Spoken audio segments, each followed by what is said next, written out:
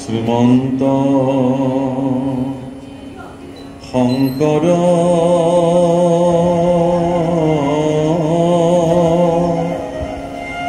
হৰি ভকতৰ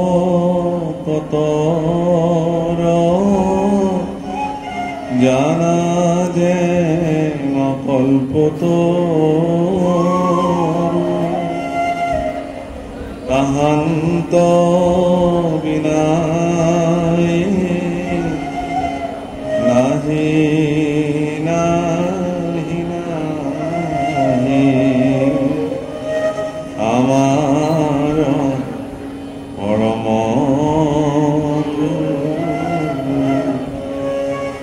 রাম আমার পরম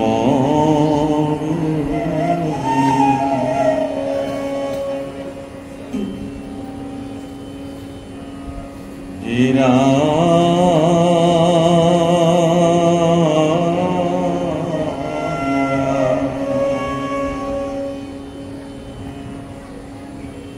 কবি নিগদতি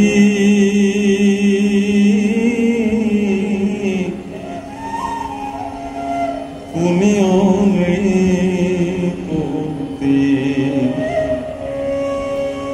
বেদান্তর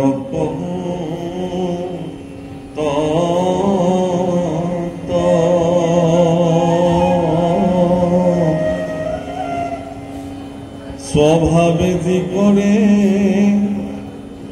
দানহু মম তপ জপ তীর্থ ব্রত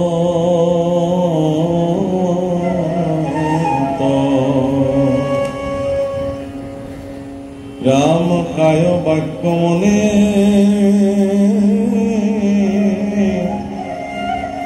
যতে কোয়াসনে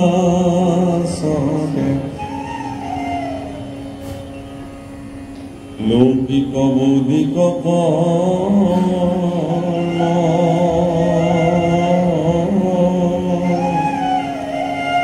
ভূয়া একমত ঈশ্বর কৃষ্ণ অর্পিব শিখন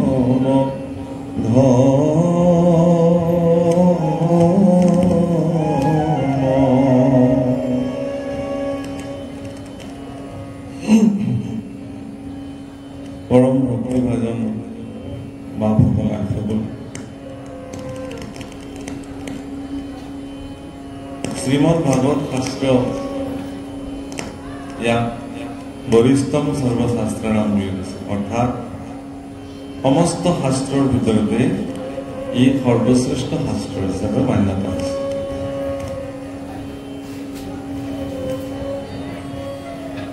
শ্ৰীমদ ভাগৱতত কৈছে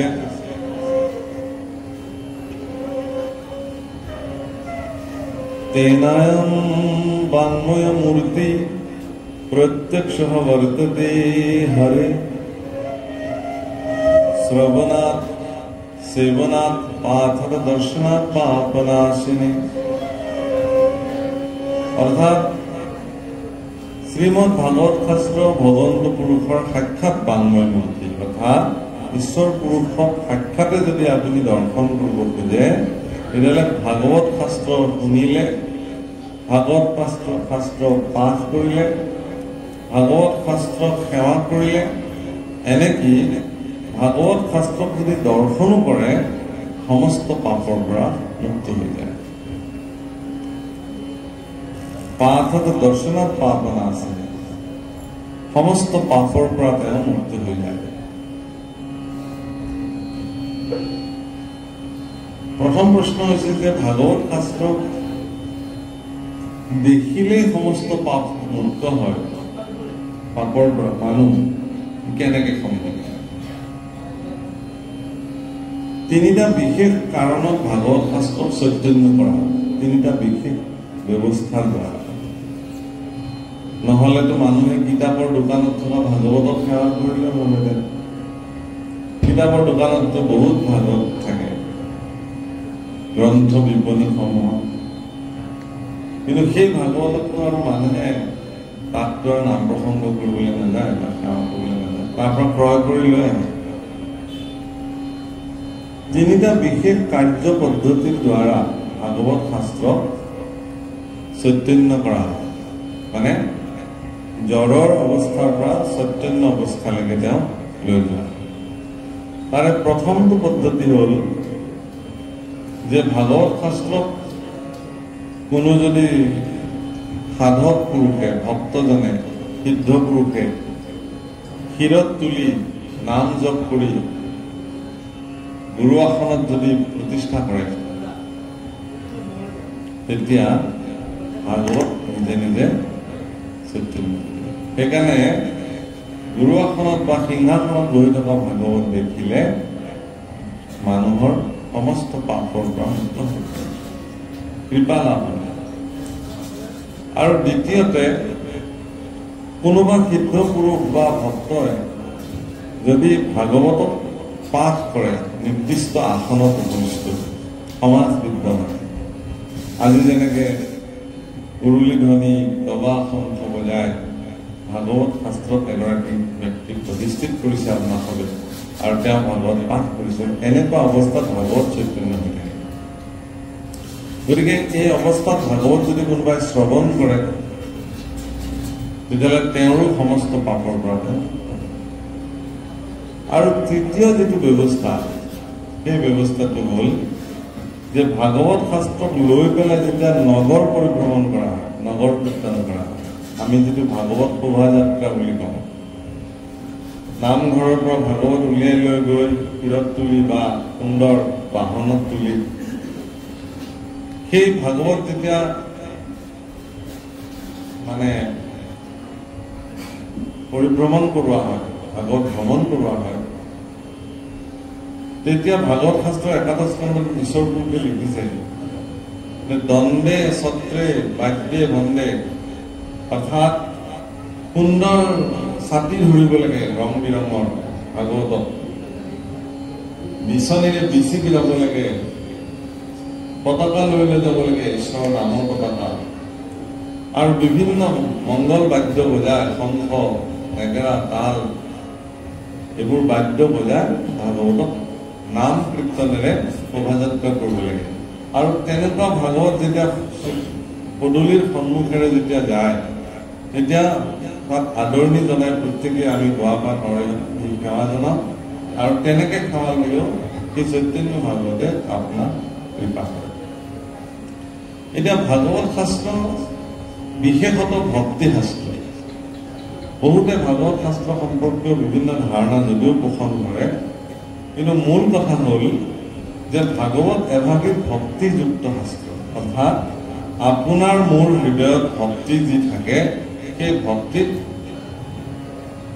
জাগ্ৰত কৰিবৰ কাৰণে ভাগৱত শাস্ত্ৰৰ সেই ক্ষমতাৰে তেওঁ ক্ষমতা হয়।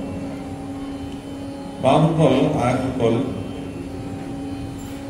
মুখ্য প্ৰাপ্তি হোৱাটো বা মুখ্য দিয়াটো ভগৱানৰ কাৰণে সহজ কথা। আপোনাক মুক্তি বিচাৰিলে ভগৱানে আপোনাক মুক্তি দিব, কিন্তু ইমান সহজে ভক্তি প্ৰাপ্তি নহয় যিমান সহজে মানুহৰ মুক্তি প্ৰাপ্তি। এজন ভক্তক ভগৱানে যেতিয়া ভক্তই ভগৱানৰ পৰা মুক্তি বিচাৰে, ভগৱানে মুক্তি দি দিব, কাৰণ মুক্তিটো দিয়াৰ পিছত আৰু তেওঁৰ প্ৰতি ভগৱানৰ কোনো দায়িত্ব নাই। মুক্তি হৈ গ'ল, গতিকে তেওঁ মুক্ত হৈ থাকিল।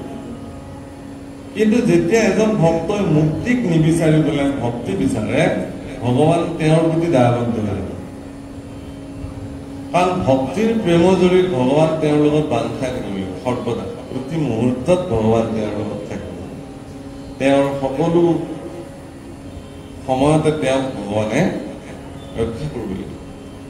ধুনীয়া। সেইকাৰণে মুক্তি প্ৰাপ্তিটো ভক্তসকলৰ কাৰণে বাঞ্ছিত ফল নহয়। মহাপুৰুষ মাধৱদেৱে নামঘোষাৰ প্ৰাৰম্ভণিতে লিখিছে, মুক্তিটো নিস্পৃহ যিটো সেহি ভকত কমামো ৰসময় মাঘৰ ভকতি, সমস্ত মস্তকমণি নিজ ভকতৰ বৈশ্য ভজহেন দেৱ। যিজন ভক্ত মুক্তিৰ প্ৰতিও নিস্পৃহ, তেওঁকহে মই প্ৰণাম জনাইছো। অৰ্থাৎ মুক্তিৰ প্ৰতিও যাৰ স্পৃহা নাই, তেওঁৰ পৰাহে ৰসযুক্ত ভক্তি বিচৰা হৈছে। কাৰণ মুক্তিৰ প্ৰতি স্পৃহা নোহোৱাজনৰ লগতে ভক্তি থাকে, আৰু যিজনে মুক্তি বিচাৰে তেওঁৰতো সম্পৰ্কই নাই, মুক্তিটো তেওঁৰ শেষ বাঞ্ছা, গতিকে মুক্তি তেওঁৰ জীৱনত প্ৰাপ্ত হৈ গ'ল, গতিকে তেওঁৰ আৰু পাবলগীয়া একো নাই। এতিয়া তাত লিখিছে যে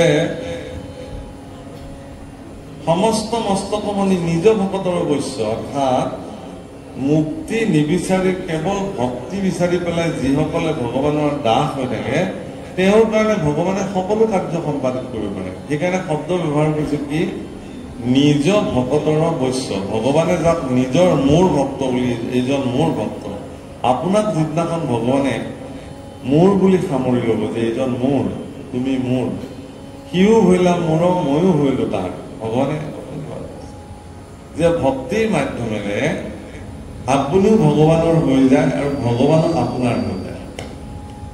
এটা এটা বিশিষ্ট বান্ধোন, যেনে গোপীসকলে এই কাৰ্য সম্পাদন কৰিছে। গতিকে ভগৱানৰ হৈ যাব পৰাটো বহুত ডাঙৰ কথা।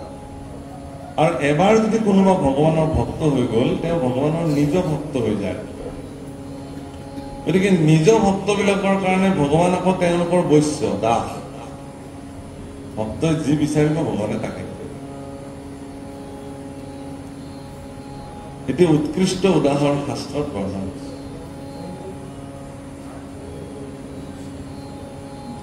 কুৰুক্ষেত্ৰ মহাযুদ্ধ আৰম্ভ হৈছে। কৌৰৱৰ পক্ষত পিতামহ ভীষ্ম, দ্ৰোণাচাৰ্য, কৃপাচাৰ্য, মহাৰথী কৰ্ণ, দুৰ্যোধন, দুঃশাসন, শকুনি, এনেকুৱা মহাবীৰ, জয়দ্ৰথ, এই ভয়ংকৰ বীৰসমূহ কৌৰৱৰ পক্ষত অৱস্থান কৰিছিল। 11 অক্ষৌহিণী বীৰ সেনা কৌৰৱৰ পক্ষত থিয় হৈছে, আৰু পাণ্ডৱৰ পক্ষত মাত্ৰ 7 অক্ষৌহিণী সেনা। এতিয়া 7 অক্ষৌহিণী সেনা আৰু 11 অক্ষৌহিণী সেনাৰ মাজত কুৰুক্ষেত্ৰ যুদ্ধ আৰম্ভ। ভাগৱত শাস্ত্ৰৰ প্ৰাৰম্ভণিতে পঞ্চপাণ্ডৱৰ উত্তৰাধিকাৰী পৰীক্ষিতে মহামুনি শুকদেৱক 10ম স্কন্ধৰ প্ৰাৰম্ভণিতে এইটো প্ৰশ্ন কৰিছিল যে, হে গুৰুদেৱ, মই আপোনাৰ পৰা আজি এটা বিশেষ কথা জানিব খুজিছো যে ভীষ্ম, কৰ্ণ, শকুনি প্ৰমুখে এনেকুৱা কুম্ভীৰ মগৰবিলাক থকাৰ পিছতো কুৰুক্ষেত্ৰ মহাসমৰত মোৰ পিতৃ পিতামহসকল কেনেকে ইমান অনায়াসে কুৰু সমুদ্ৰ পাৰ হৈছে? সেইটো প্ৰশ্ন। এই কথা মোৰ আজি জানিবলৈ ইচ্ছা হৈছে। হে প্ৰভু, কলাসকল মনত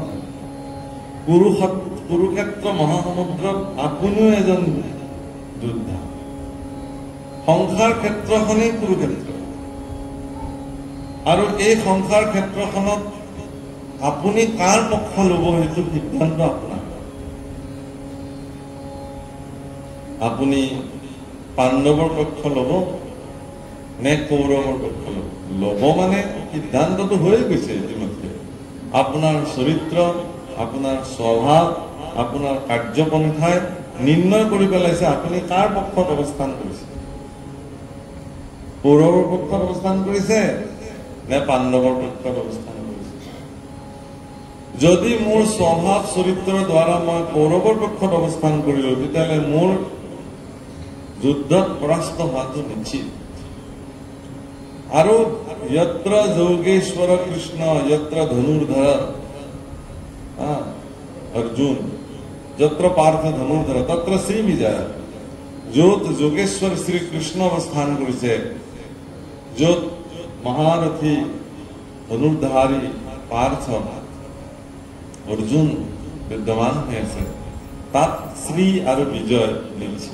শ্ৰী মানে চৈতন্য, শ্ৰী মানে সৌন্দৰ্য, শ্ৰী মানে ঐশ্বৰ্য ইত্যাদি, আৰু বিজয় মানেতো বিজয়। গতিকে আপুনি সৌন্দৰ্যৱান হৈ থকাটো, আপুনি শ্ৰীযুক্ত হৈ থকাটো, বিজয় আপোনাৰ মনুষ্য জীৱনক বিজয় সাব্যস্ত কৰাটো আপোনাৰ কৰ্তব্য। অৱস্থান ক'ত ল'ব? পূৰ্বকল যেতিয়া দুৰ্যোধন আৰু অৰ্জুনে ভগৱান কৃষ্ণৰ সহায় বিচাৰি দ্বাৰকালৈকে গৈছিল যুদ্ধৰ আৰম্ভণিতে, তেতিয়া অৰ্জুনৰ সন্মুখত ভগৱান কৃষ্ণই কৈছিল যে হে সখী, তুমি এতিয়া নিৰ্বাচন কৰিব লাগিব দুটা কথাৰ এটা। বোলে কি? বোলে যুদ্ধত মই যাম এফালে আৰু আনফালে মোৰ নাৰায়ণী সেনা যাব। মোৰ নাৰায়ণী সেনাই যুদ্ধত অংশগ্ৰহণ কৰি অস্ত্ৰ শস্ত্ৰ ধৰি যুদ্ধ কৰিব, কিন্তু মই যিফালে থাকিম সেইফালে কিন্তু মই যুদ্ধ নকৰো, মই এনেই থাকিম। সিদ্ধান্ত তুমি লোৱা। দুৰ্যোধনে মনে মনে ভাবিছে যে অৰ্জুনে নাৰায়ণী সেনা নিবিচাৰিলে ভাল হয়, কাৰণ মোক নাৰায়ণী সেনা লাগে, কৃষ্ণক মোক নালাগে। কাৰণ এই যুদ্ধ ক্ষেত্ৰত এজন মানুহ এনেই খুৱাই বোৱাই ৰাখি কি লাভ যদি এতিয়া মোক কৃষ্ণক নালাগে, মোক নাৰায়ণী সেনা। অৰ্জুনে কিন্তু অত্যন্ত বিনম্ৰতাৰে ভগৱন্ত পুৰুষৰ দুখানে অভয় চৰণত কি নত কৰি ক'লে যে হে কৃষ্ণ, হে দ্বাৰকাধীশ, মোক তোমাক লাগে। বোলে মই কিন্তু যুদ্ধ নকৰো। আকৌ ভাবিছো, বোলে মই ভাবিছো, আমি সিদ্ধান্ত লৈছো, মহাৰাজ যুধিষ্ঠিৰ প্ৰমুখে আমি পঞ্চপাণ্ডৱে সিদ্ধান্ত লৈছো যে আমাক তোমাক প্ৰয়োজন আছে, তোমাৰ নাৰায়ণী সেনাক আমাৰ প্ৰয়োজন নাই। অৰ্জুনে জানে যে নাৰায়ণী সেনাৰ যি যশস্যা, নাৰায়ণী সেনাৰ যি শক্তি, নাৰায়ণী সেনাৰ যি ক্ষমতা, সেই সকলো কৃষ্ণৰ লগতে সংযুক্ত। কৃষ্ণৰ লগত যি সম্পৰ্ক ছেদ হৈ যোৱাৰ লগে লগে তাৰ কোনো অস্তিত্ব নাথাকে। এতিয়া এই মাইক্ৰফোনটো এটা মেচিনৰ লগত সম্পৰ্ক হৈ আছে, সেই মেচিনটো কাৰেণ্টৰ লগত সম্পৰ্ক হৈ আছে। যদি সেই মেচিনটোৰ লগত এই কাৰেণ্টটো সংযোগহীন কৰি দিয়া হয়, তেতিয়াহ'লে ইয়াৰ কোনো কাম নহয়। এই কথা অৰ্জুনে জানিছিল যে কৃষ্ণ হ'ল সমস্ত জগতৰ আদি শক্তি। গতিকে আদি শক্তি যদি মোৰ ওচৰলৈকে আহে, তেতিয়াহ'লে বাকীবিলাকৰ কি প্ৰয়োজন আছে? সেইকাৰণে অৰ্জুনৰ সিদ্ধান্তটো মহৎ সিদ্ধান্ত আছিল। প্ৰভুসকল, আজিৰ প্ৰজন্ম যিবিলাক আমাৰ ল'ৰা ছোৱালীক এই কথাবিলাক শিকাবৰ হ'ল যে তুমি সিদ্ধান্ত ল'বা অৰ্জুনৰ দৰে, দুৰ্যোধনৰ দৰে নহয়। পক্ষ ল'বা দুৰ্যোধনৰ পক্ষ ল'ব নালাগে। জ্যেষ্ঠজনক কেনেকে সন্মান কৰিব লাগে সেই কথা যুধিষ্ঠিৰৰ পৰা শিকিব লাগে, আৰু জ্যেষ্ঠজনক কেনেকে অভদ্ৰামী কৰি অসন্মান কৰিব লাগে সেই কথা চাব লাগে দুৰ্যোধনৰ পৰা। তাক অপমান কৰা নাই, পিতৃ কৰিছে, মাতৃক কৰিছে, মহামন্ত্ৰী বিদুৰক অপমান কৰিছে, পিতামহ ভীষ্মক অপমান কৰিছে, সকলোকে অপমান কৰিছে। কিন্তু মহাৰাজ যুধিষ্ঠিৰ এটোপা ৰক্তপাত নোহোৱাকে মহাৰাজ যুধিষ্ঠিৰে যুদ্ধ বিজয় কৰিছে। কেনেকে?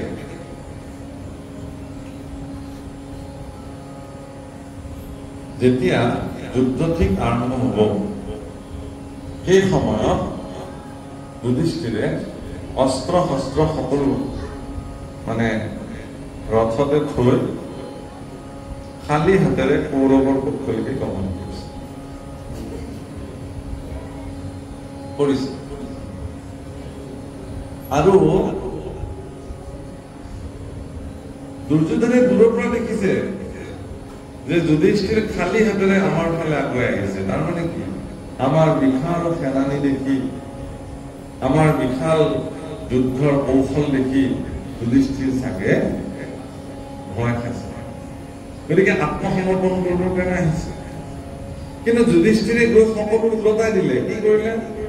তেওঁ গৈ প্ৰথমতে তেওঁলোকৰ বংশৰ জ্যেষ্ঠজন পিতামহ ভীষ্মৰ চৰণত প্ৰণিপাত জনাই কৈছে যে হে পিতামহ, মই আজি এখন বিশেষ যুদ্ধত অৱতীৰ্ণ হ'বলৈ ওলাইছো।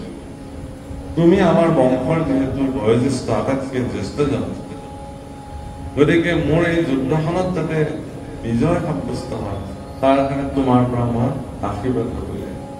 তুমি মোক আশীৰ্বাদ কৰি কৃপা কৰা। এই কথা কোৱাৰ লগে লগে পিতামহ ভীষ্মই দুহাত ওপৰলৈ তুলি বিজয় ভৱ পুত্ৰ, বিজয় ভৱ পুত্ৰ, বিজয় ভৱ পুত্ৰ বুলি কৈছিল। আচ্ছা, বিপৰীত পক্ষৰ সেনাপতিয়ে যেতিয়া বিপৰীত পক্ষৰ মুখ্যজনক যেতিয়া বিজয় হব বুলি কৈ দিলে, যুদ্ধৰ ঘোষণাটো সিদিনাখনে নহলে, যুদ্ধ নহলে। যুধিষ্ঠিৰে বিজয়টো আজৰি নালিলে। তেওঁৰ স্বভাৱ আৰু চৰিত্ৰৰ দ্বাৰা, বিনম্ৰতাৰ দ্বাৰা, বিনয়ী স্বভাৱৰ পৰা তেওঁ পিতামহ ভীষ্মৰ পৰা যুদ্ধৰ বিজয় আজৰি আনিলে। হে প্ৰভুসকল, মই এটা শব্দত লাগি আছিলো, নিজ ভকতৰ বৈশ্য। ঠিক আছে, নিজ ভকতৰ বৈশ্য কি? কেনেকে ভগৱান নিজ ভকতৰ বৈশ্য?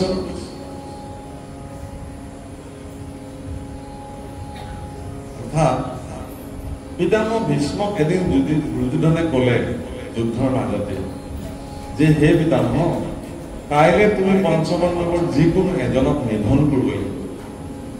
তুমি অৰ্জুনক নিধন কৰি দেখুৱাই দিলা, নহলে যুদ্ধৰ কোনো নিশ্চয়তা নোহোৱা হৈ গৈছে। ইমান দিন যুদ্ধ কৰিলে একো ফলাফল নাই। পঞ্চপাণ্ডৱ হৈ আছে। আমাৰ কৌৰৱৰ 100 পুত্ৰ ইতিমধ্যে কিমানবিলাক মৰিলে, কত বীৰবিলাকৰ মৃত্যু হৈ গল। পঞ্চপাণ্ডৱটো যেনে পঞ্চপাণ্ডৱ তেনেকে আছে। পিতামহ ভীষ্মই কৈছে, ঠিক আছে, হ'ব বাৰু, কাইলৈ দেখা যাব।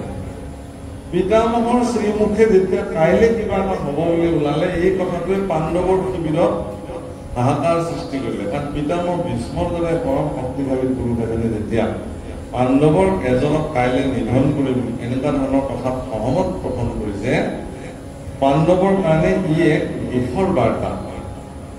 সেইকাৰণে গোটেই পঞ্চপাণ্ডৱ বহি আলোচনাত বহিছে আৰু ভগৱান কৃষ্ণক, দ্বাৰকাধীশ কৃষ্ণক এই কথা অৱগত কৰি কৈছে যে, হে কৃষ্ণ, কাইলৈতো এনেকুৱা এটা হোৱাৰ সম্ভাৱনা আছে, কি কৰা যায়? তেতিয়া কৃষ্ণ পুৰুষে অৰ্জুনক কলে, বোলে সখী, এই যে তোমাক দুৰ্যোধনে এটি বৰ দিম বুলি কৈছিলে, মানে আপোনালোকে নিশ্চয় কোনোবা চবেই জানিব পাৰে এই কথাটো, যে পঞ্চপাণ্ডৱ যেতিয়া অৰণ্যত আছিলে, তেতিয়া দুৰ্যোধনৰ দুঃশাসনে সেইখন অৰণ্যতে বনভোজ খাবলৈ গৈছিলে। আৰু বনভোজ খাবলৈ গৈ সেই অৰণ্যৰ যিজন ধীবৰ ৰজা, সেই ধীবৰ ৰজাৰ সুন্দৰী কন্যাক অপহৰণ কৰি লৈ আহিছিলে। আৰু সেই ঘটনা দেখি ধীবৰ ৰাজ্যৰ সেনাই তেওঁলোকক বন্দী কৰিছিলে আৰু মৃত্যুদণ্ড ঘোষণা কৰিছিলে। এই কথা এজন সেনাই দৌৰি গৈ সেই অৰণ্যতে বাস কৰি থকা যুধিষ্ঠিৰক গৈ কৈছিল যে, হে যুধিষ্ঠিৰ, তোমাৰ ভাতৃ দুৰ্যোধনক অলপ পিছতে মাৰি পেলাব ধীবৰ ৰজাই। কিহৰ কাৰণে? এনেকুৱা কাৰণ। তেতিয়া যুধিষ্ঠিৰে অৰ্জুনক কৈছিল যে, অৰ্জুন, তুমি যোৱা, আমাৰে ভাতৃ যিমান যি হলেও তেওঁলোকক মৃত্যুৰ পৰা তুমি বচোৱা। ভীমে কৈছিল, মৰক দুৰ্যোধন, আমাৰ কি হল? ভালে হল, কোনোবাই যদি মাৰি পেলাই, কাৰণ আমাক ইমান অন্যায় কৰি পেলাই আমাক বনবাস দিছে, আমাৰ পিতৃৰ সম্পত্তিৰ পৰা আমাক বঞ্চিত কৰিছে, অধিকাৰৰ পৰা বঞ্চিত কৰিছে, যৌতুক গৃহত পুৰি মাৰিব খুজিছে আমাক ইত্যাদি। তেতিয়া যুধিষ্ঠিৰে কৈছে, নহয়, সংকট কালত ভাতৃয়ে ভাতৃক সহযোগিতা কৰাটো ধৰ্মসন্মত কথা। কি অন্যায় কৰিছে, কি ন্যায় কৰিছে তাৰ বিচাৰ ভগৱানে কৰিব, কিন্তু আমি যিহেতু গমেই পালো কথাটো তেওঁ আক্ৰমণ কৰিছে, গতিকে আমি সহায় কৰাটো আমাৰ কৰ্তব্য। আৰু অৰ্জুনে প্ৰচণ্ড শক্তিৰে গান্ধীৰে গৈ ধীবৰ ৰজাৰ সেনানী টচ কৰি পেলাই দুৰ্যোধন দুঃশাসন কৰ্ণক তাৰ পৰা মোকলাই লৈ আহি ঘৰলৈ পঠিয়াইছিল। অৰ্জুনৰ এই বিচক্ষণ বা এই ঘটনা দুৰ্যোধন বৰ সন্তুষ্টি হ'ল। দুৰ্যোধনে খুব অন্তঃকৰণে অৰ্জুনক ক'লে যে, হে অৰ্জুন, তুমি মোৰ জীৱন দান দিলা, তাৰ কাৰণে তোমাক কি লাগে কোৱা? আজি তুমি যি বিচাৰিবা মই তাকে দিবলৈ প্ৰস্তুত। সেই প্ৰভু, অৰ্জুনে যদি ক'লেহেঁতেন সেই মুহূৰ্ততে যে তেতিয়াহ'লে আমাৰ প্ৰাপ্য আমাক অৱদাই দিলা, আমি বৰ্ণন কৰা বিচাৰ কৰিছোঁ, দুৰ্যোধনে হয়তো দি দিলে। কিন্তু অৰ্জুনে কি ক'লে, এইবিলাক কথা খুব সৰু সৰু কথা, কিন্তু মন কৰিবলগীয়া কথা। আমাৰ পৰিয়ালবিলাকত এইবিলাক কথা প্ৰয়োগ কৰিব লাগে। জ্যেষ্ঠ ভাতৃৰ আজ্ঞা নোহোৱালৈকে অৰ্জুনে একো নিবিচাৰে। কৈছে যে মোক মোৰ জ্যেষ্ঠ ভাতৃ দাদা যুধিষ্ঠিৰে তোমাক বচাবৰ কাৰণে পঠিয়াইছে, মোৰ কাম মই সম্পাদিত কৰিলো। কিন্তু মই যদি এতিয়া এই কামটোৰ বিনিময়ত তোমাৰ পৰা কিবা লওঁ তেতিয়াহ'লে মোৰ দাদাৰ অনুমতিৰ প্ৰয়োজন হ'ব। গতিকে মই দাদাক সুধি পেলাই কি লাগে মই তোমাৰ পৰা লওঁ, আজি আৰু মোক একো নালাগে এইবুলি গুচি আহিলে। কৃষ্ণ পুৰুষে আজি কুৰুক্ষেত্ৰ যুদ্ধৰ মধ্য অৱস্থাত অৰ্জুনক এই কথা মনত পেলাই দিছে যে তোমাৰ মনত আছে নে কিবা দিম বুলি কৈছিলে বোলে, আছে, যোৱা আজি বিচাৰিবা। কি বোলে সাধাৰণ বস্তু এটা। তেওঁ আহিছে কুৰুক্ষেত্ৰতো আপোনালোকে জানে ধৰ্মক্ষেত্ৰ কুৰুক্ষেত্ৰ সমাবেত যুদ্ধোৎসৱ মানুহকেইটাৰ কাম ধৰ্মক্ষেত্ৰ কুৰুক্ষেত্ৰ। দিনত যুদ্ধ লাগে আৰু ৰাতি ইজনে সিজনৰ শিবিৰলৈ যায়, গৈ পেলাই খবৰ থাকি লয়, ইছৰাম তোমাক মই বৰ বেয়াকে আজি কোবালো, তোমাক মই বেয়াকে অস্ত্ৰ প্ৰহাৰ কৰিলো, সেইবুলি মালিচ কৰি দি থৈ আহে, সেৱা কৰিলো। এনেকুৱা যুদ্ধ পৃথিৱীত ক'তোৱে ঘটা নাই। কাৰণ সন্ধিয়াৰ লগে লগে যুদ্ধ ঘটে, সূৰ্য অস্তৰ আগে আগে যুদ্ধখন বিৰাম হয়, আকৌ সূৰ্য উদয় হোৱাৰ লগে লগে যুদ্ধ পুনৰ আৰম্ভ হয়। এই যিখিনি সূৰ্যাস্তৰ পৰা সূৰ্য উদয়ৰ এই সময়কণত তেওঁলোকে কি কৰে, ইটো শিবিৰৰ মানুহ সিটো শিবিৰৰ, কাৰণ চব বংশ কুটুম্ব হয়, বাধ্যত পৰিহে দুফাল হৈ আছে। তেতিয়া অৰ্জুন আহিছে দুৰ্যোধনৰ শিবিৰলৈকে নিশা আহি দুৰ্যোধনক কৈছে যে হে দুৰ্যোধন, তুমি মোক এটা বৰ দিম বুলি কৈছিলা, মনত আছে নে? বোলে আছে। বোলে আজি মই সেই বৰটো বিচাৰি আহিছো। দুৰ্যোধনে কৈছে কি লাগিব কোৱা? কৈছে তোমাৰ ৰাজকুমাৰ যুৱৰাজৰ যিযোৰ সাজ পোছাক একদম চৰণৰ পাদুকাৰ পৰা শিৰৰ মুকুটলৈকে সকলোখিনি আজি মই অলপ সময়ৰ কাৰণে পিন্ধিব খোজো, এইখিনিয়ে লাগে ইয়াত। দুৰ্যোধনে ভাবিলে যে পঞ্চপাণ্ডৱৰ যি বিজয়ৰ উল্লাস আছিল, সেই বিজয়ৰ সম্ভাৱনাটো তেওঁলোকে নাই বুলি গম পালে, তেওঁলোক যে হাৰিব এইটো নিশ্চিত হৈ গ'ল। গতিকে তেওঁৰ যুৱৰাজ হোৱাৰ মন আছিল, গতিকে যুৱৰাজৰ পোছাকযোৰ পিন্ধিবলৈ ইচ্ছা কৰিছিল, সেইকাৰণে দি দিলে। তেতিয়া এযোৰ ধুনীয়া যুৱৰাজৰ সাজ তেওঁ দিলে, তেওঁ পিন্ধিলে। আৰু খুৰাক বদ্ৰবাকৰ ল'ৰা দেখিবলৈ একেই শৰীৰৰ গঠন। গতিকে যেতিয়া দুৰ্যোধনৰ সাজযোৰ পিন্ধিছে অৰ্জুনে, দেখিবলৈ একদম দুৰ্যোধনৰ নিচিনা দেখা, কোনো যেন পাৰ্থক্য। আৰু তেনেকুৱা এটা অৱস্থাত তেওঁ পিতামহ ভীষ্মৰ শিবিৰত প্ৰৱেশ কৰিছে। আৰু শিবিৰত কি এনেকুৱা লাইট নাছিলে নহয়, এনেকুৱা চাকি, ঘি চাকি জ্বলাই জ্বলাই থৈছে, সূতা জ্বলাই জ্বলাই থৈছে। পিতামহ ভীষ্মই কি হৈছে আলেখ বনি বিচনাতে মূৰ থৈ খুব দুখ মনেৰে শুই আছে। আৰু দুৰ্যোধনৰ সাজ পোছাক পিন্ধা অৰ্জুনে গৈ দুৱাৰ মুখতে পিতামহ ভীষ্মক সেৱা জনাইছে, পিতামহৰ জয় হ'ল। পিতামহ ভীষ্মই চকু এনেকে চাইছে, দেখিছে যে দুৰ্যোধন আহিছে। দুৰ্যোধনৰ প্ৰতি তেওঁৰ এনেও বেয়া মানুহ নাই, সেইকাৰণে চাবলৈ মন যোৱা নাই। আৰু কিনো চাম দুৰ্যোধন, ঘৃণাৰ মনোবৃত্তি ভিতৰৰ পৰাই দুৰ্যোধন আছে। সেইকাৰণে চকুকেইটা মুজিয়ে ক'লে, অ কোৱা কিয় আহিলা? হে পিতামহ, তুমি যে পঞ্চপাণ্ডৱক নিধন কৰিবৰ কাৰণে 5 পাত অব্যৰ্থ বান সাঁচি ৰাখিছা, সেই বান কেইপাত মোক লাগে, মই নিবলৈ আহিছো। যদি তুমি দিয়া মোক, মই বৰ কৃতজ্ঞ হ'ম। পিতামহ ভীষ্মই ভাবিলে যে দায়িত্বটো দুৰ্যোধনেই ল'ব খুজিছে চাগে, কাৰণ সেই যি 5 পাত বান তেওঁ সাঁচি ৰাখিছে, সেই 5 পাত বানৰ বাহিৰে পঞ্চপাণ্ডৱক নিধন কৰা বান আৰু পৃথিৱীতে যিটো তেওঁ সচেতনে ৰাখিছে। দুৰ্যোধনে দায়িত্বটো ল'ম বুলি ভবাৰ কাৰণে তেওঁ ক'লে অমুক জেগাত অমুক কোণত সংৰক্ষিত কৰা আছে, লৈ লওঁ। আৰু অৰ্জুনে গৈ একদম জেগাৰ পৰা উঠাই দিলে গোটেই 5 পাত বিশেষ বান লৈ, পিতামহৰ জয় হ'ল, কল্যাণ আশীৰ্বাদ দিলে। পিছদিনা ব্ৰহ্ম মুহূৰ্ততে সাজি কাছি যেতিয়া যুদ্ধলৈ যাব ওলাইছে, দুৰ্যোধন আহি হাজিৰ হৈছে। পিতামহ কোৱা, আজি কোনজন পাণ্ডৱক নিধন কৰিবা? কালিতো তুমি কৈছিলা। কেলে কালিতো সেই দায়িত্ব তুমি লৈছা ৰাতি। মই যি 5 পাত অব্যৰ্থ বান পঞ্চপাণ্ডৱৰ কাৰণে সঞ্চিত কৰি ৰাখিছিলো, ইয়াতো তুমি ৰাখিছা, তুমি লৈ আহিছা কালি ৰাতি। পিতামহ মই তোমাৰ শিবিৰলৈ যোৱাই নাই কালি, কেনেকে মই এনেকে বোলে হেৰা তোমাৰ সাজ সজ্জা, তোমাৰ শিৰৰ মুকুট এইবিলাক মই কি চিনি নাপাওঁ বোলে সেয়া অৰ্জুনহে, তোমাৰ কাপোৰ অৰ্জুনে কিয় পিন্ধিছে বোলে বিচাৰিলে পিন্ধিবৰ কাৰণে আকৌ দি দিলো মই বোলে মই আকৌ তুমি বুলি ভাবি মই দি দিলো তেতিয়াহ'লে ৫ পঞ্চপাণ্ডৱৰ শিবিৰলৈকে গুচি গ'ল। গতিকে মোৰ হাতত আৰু পঞ্চপাণ্ডৱক নিধন কৰাৰ কোনো ৰাস্তা আৰু বাচি থকা নাই। এই কথাটো কবলৈ পালে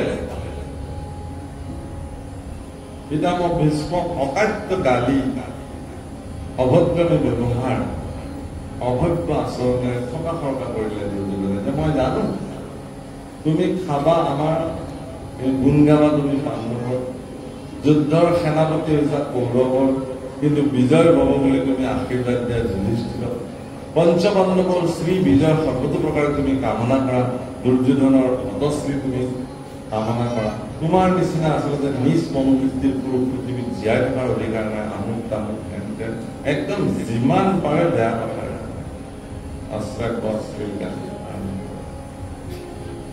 তেতিয়া দুৰ্যোধনে এই এনেকুৱা অভদ্ৰ ব্যৱহাৰত পিতামহ ভীষ্ম বৰ দুখিত হৈ গ'ল আৰু তেওঁ ধ্যানস্থ হৈ গোটেই পৰিঘটনাটো কি কাৰণ হবলৈ পালে তেওঁ ধ্যানস্থ হৈ চাই দেখিলে যে এই গোটেই পৰিঘটনাটোৰ মূল নায়কজনে হ'ল দ্বাৰিকাধীশ ভগৱান কৃষ্ণ।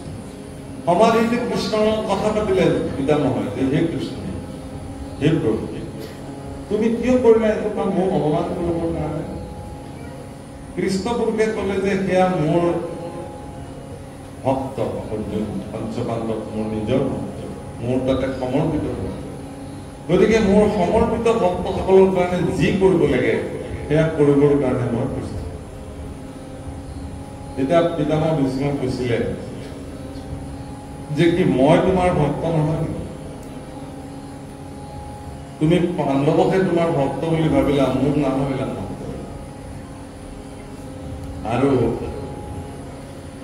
সেই কথা জানি পিতামহ ভীষ্মই প্ৰতিজ্ঞা কৰিলে যে তুমি অস্ত্ৰ নধৰো বুলি কৈছিলা নহয়, ময়ো তোমাক অস্ত্ৰ ধৰাইহে, অস্ত্ৰ নধৰিব বুলিলে আপুনি ধৰাইব বুলিলেও আমি নিজৰ অংগীকাৰৰ চন্দ্ৰ কৰিবলৈ প্ৰতিজ্ঞা ৰাখিলে আমি ৰাখিছো।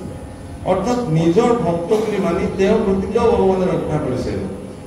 হে প্ৰভু, আজিৰ যি অধ্যায় আপোনালোকৰ সন্মুখত ব্যাপক হৈছে সেই অধ্যায় নিমিনৱসিদ্ধ সংবাদ, আৰু এই নিমিনৱসিদ্ধ সংবাদত মহাৰাজ নিমিয়ে ৯ গৰাকী সিদ্ধ পুৰুষৰ প্ৰতি যি প্ৰশ্ন নিবেদন কৰিছে সেই প্ৰশ্নসমূহৰ ভিতৰত অন্যতম প্ৰশ্নটো আছিল ভাগৱত ধৰ্ম কি? আৰু সেই ভাগৱত ধৰ্ম কি বুলি ক'বলৈ যাওঁতে কবি নামৰ সিদ্ধ গৰাকীয়ে কৈছে যে মই তোমাক বেদান্তৰ তত্ত্ব কওঁ। বেদান্ত মানে বেদান্ত শব্দৰে বেদৰ অন্তভাগ, য'ত বেদৰ সিদ্ধান্তসমূহ আছে। বেদক 4টা ভাগত ভাগ কৰিছে, ব্ৰাহ্মণ, মন্ত্ৰ, আৰণ্য আৰু উপনিষদ। ইয়াৰ উপনিষদখিনি শেষ ভাগ বেদৰ, তাক বেদান্ত বুলি। আৰু সেই বেদান্তৰ তত্ত্ব মই তোমাক কওঁ। সেই উপনিষদৰ সাৰ আকৌ গীতা।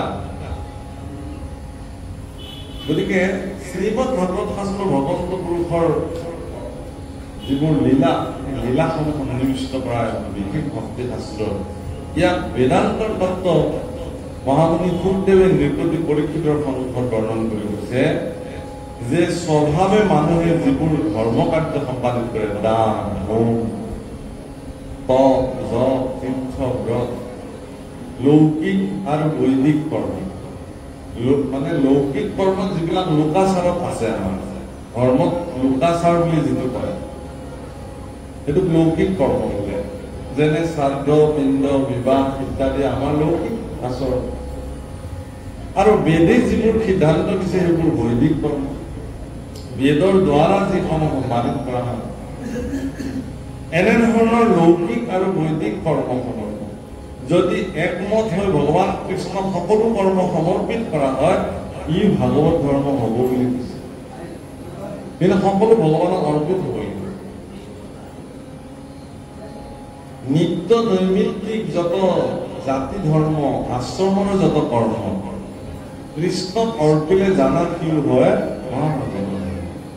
অৰ্থাৎ আশ্ৰমৰ কৰ্ম বুলি ক'লে 4টা আশ্ৰম আছে আমাৰ আচলতে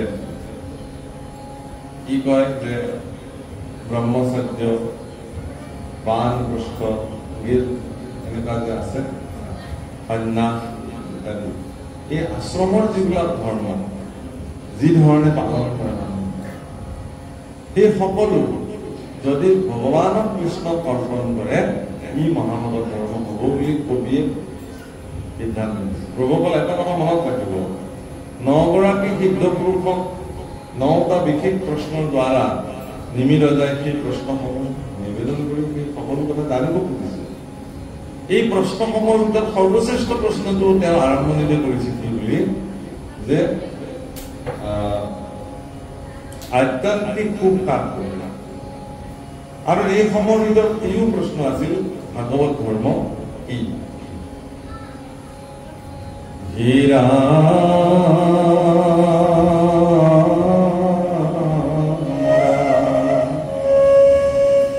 ৰাম গৰ্ব অহংকাৰ তেজি জিতু জনে ও আসৰ যদি ভক্তি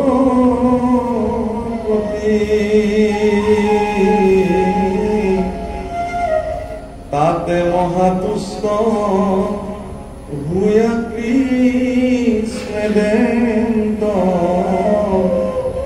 বৈকুণ্ঠ যত সম্পত্তি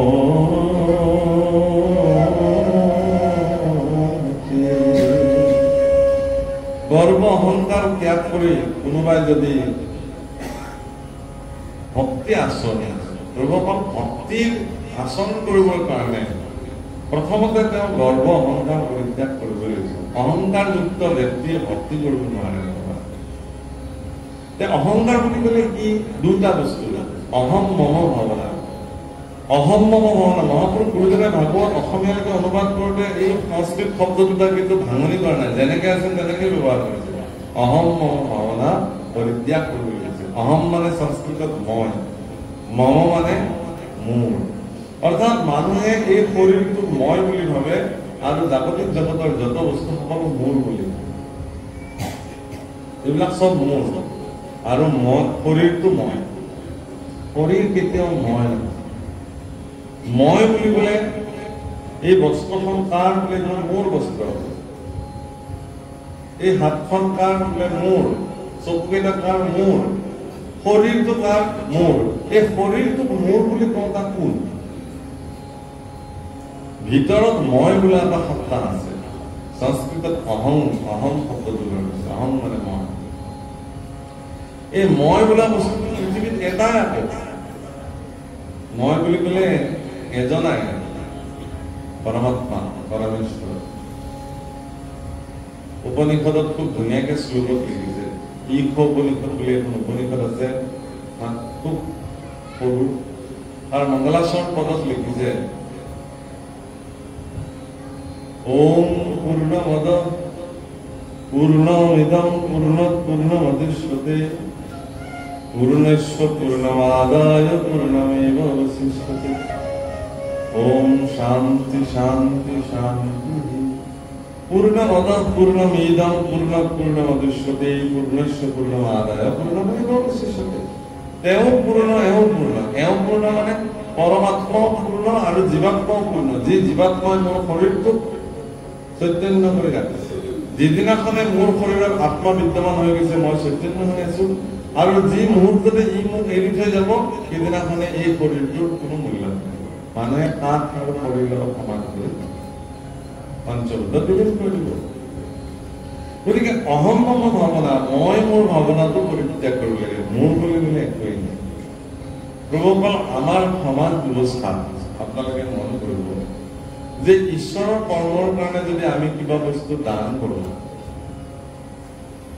তো আমি দাতাবিলাকে সদায় বিচাৰো কি যে এই বস্তুটোৰ মই যে দাতা এই কথাটো প্ৰকাশিত হ'ব লাগে মানুহে জানিব লাগে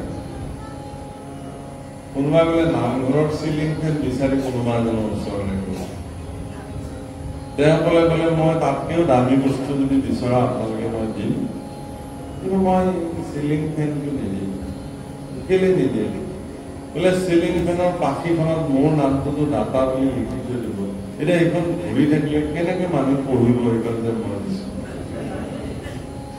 গতিকে এনেকুৱা এটা বস্তু দিয়ক যাতে মানুহে পঢ়িব পাৰে যে মই এইখন দিছো এই বস্তুটো মই যে দান কৰিছো কিন্তু আপুনি দেখিব যে যিবিলাক সৰ্বশ্ৰেষ্ঠ ভগৱানৰ একান্ত দাতা দানী যিবোৰ এওঁলোকে কি দান কৰিছে কেতিয়াও দানৰ দাতাৰ নাম তেওঁলোকে নিবিচাৰে মনে মনে প্ৰদান কৰে আৰু কয় যে আমাৰ নাম উল্লেখ কৰিব নালাগে আমিনো কি ভগৱানক দিবলৈ ব্ৰহ্মাণ্ডৰ ভিতৰে যত বস্তু আছে সকলো তোমাক পায় যাদৱক কি দিব যাদৱ হে ভগৱান তোমাক মই দিবলৈ কি আছে মোৰ ব্ৰহ্মাণ্ডৰ ভিতৰত যিমান বস্তু আছে সকলোতো তোমাৰ তাতে পায় সকলো গৰাকীটো তুমি আনকি ময়ো মোৰ নহয় ময়ো তোমাৰ মই তোমাৰ তাতে মই নিজক সমৰ্পিত কৰি ৰাখিছো মোৰ শৰীৰ মোৰ মন মোৰ বাক্য সকলো শৰণ হোৱাৰ দিনাখন তিনিটা বস্তু অৰ্পণ কৰা কায় মন আৰু বাক্য তিনিটা বস্তু শৰীৰটো আমি ভগৱানক প্ৰদান কৰো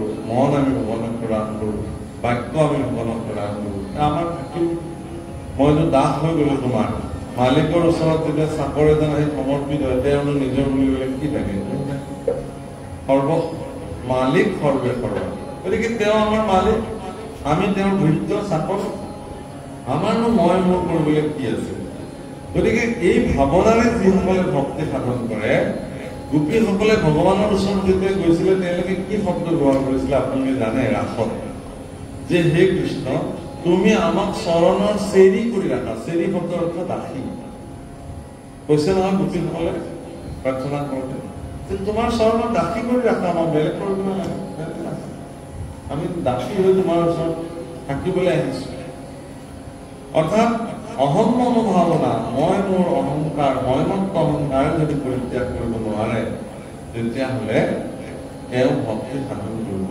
নোৱাৰে এগৰাকী ব্যক্তি পূৰ্ণাংগ স্বৰূপে ভক্ত হ'বৰ কাৰণে তেওঁ ভগৱানৰ নিমিত্তে যিসমূহ কৰ্ম তেওঁৰ জীৱনত সাধিত হৈছে সেই সকলো কৰ্ম যেন ভগৱানে তেওঁক কৰিবৰ কাৰণে অনুমতি দিছে ভগৱানৰ ইচ্ছাতে যেন তেওঁ সেই সমস্ত কৰ্ম সাধন কৰিছে এই মনোবৃত্তিৰে যদি কোনোবাই ভগৱানৰ গোসানী চৰণত নিজক সমৰ্পিত কৰি ৰাখে তেতিয়া জানিব যে তেওঁৰ ভক্তি সিদ্ধ হৈছে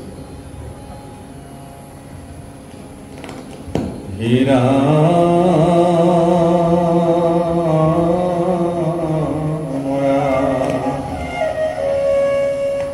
যদি বোলা ৰাজা অজ্ঞানীৰ জ্ঞানে সে কৰে অন্তৰ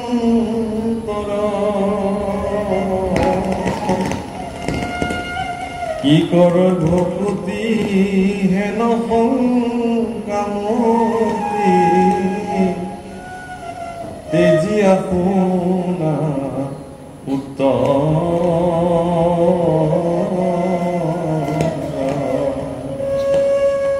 হে ৰাজন তুমি হয়তো এনেকে সুধিব পাৰা মোক যে অজ্ঞানীসকলৰ ভয় জ্ঞানে খণ্ডন কৰে অৰ্থাৎ বহুতে এনেকে ক'ব খোজে যে মোৰ ভিতৰত যদি জ্ঞান উৎপত্তি নাহে তেতিয়াহ'লে মই ভক্তি কেনেকে সাধন কৰিম কিন্তু ভক্তিৰ কাৰণে এই জ্ঞানৰ যি জ্ঞানৰ কথা ভবাইছে সেই জ্ঞান তেনেকুৱা জ্ঞান নহয় জ্ঞান বা ভক্তি ভগৱানৰ যি স্বৰূপ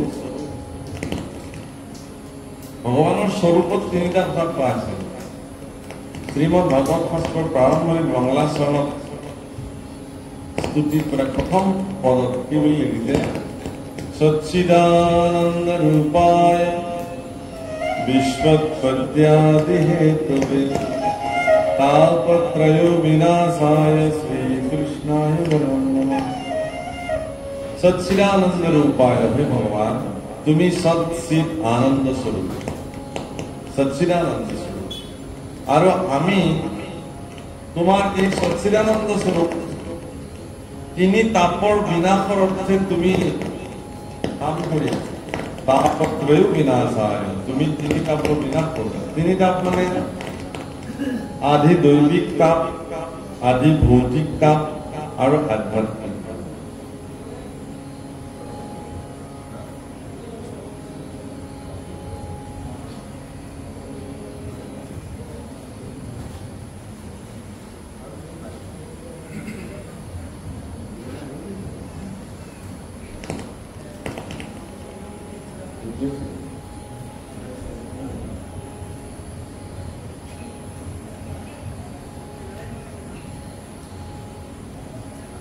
তিনি তাপ কি কি?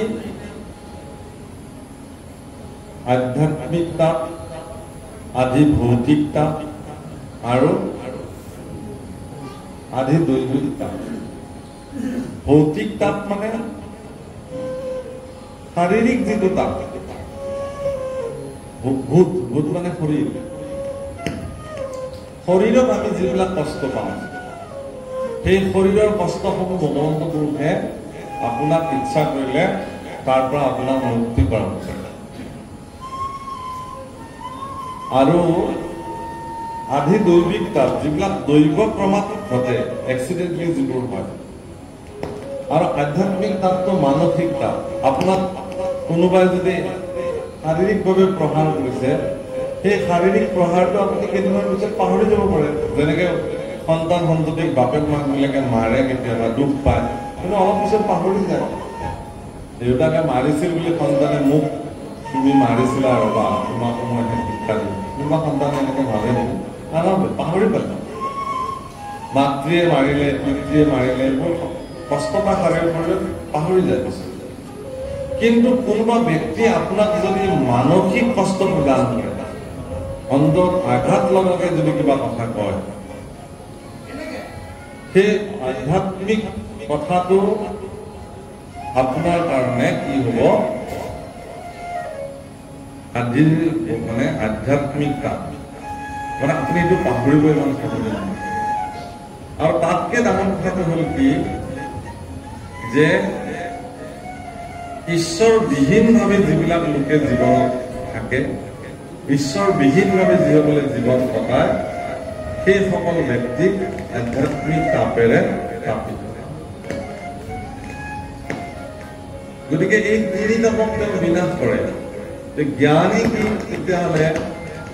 যে সেই সকল জ্ঞানী যিসকলে ভগৱানক পৰম সত্য বুলি জানে, যে তুমিয়ে সঁচা, হৰিকে কেৱলে সঁচা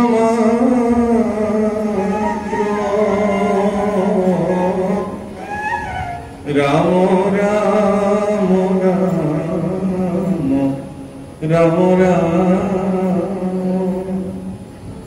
তান্ত বিনে মিছা যত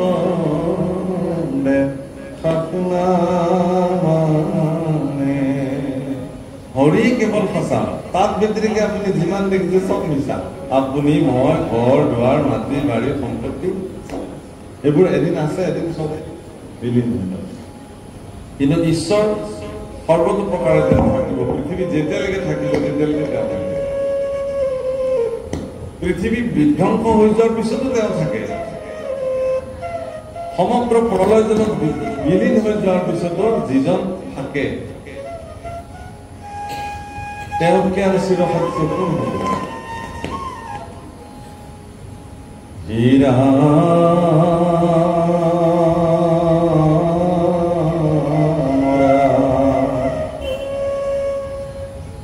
ঈশ্বৰ বিমুখ হৈ যিটো ধৰে বিষ্ণুময়া তাক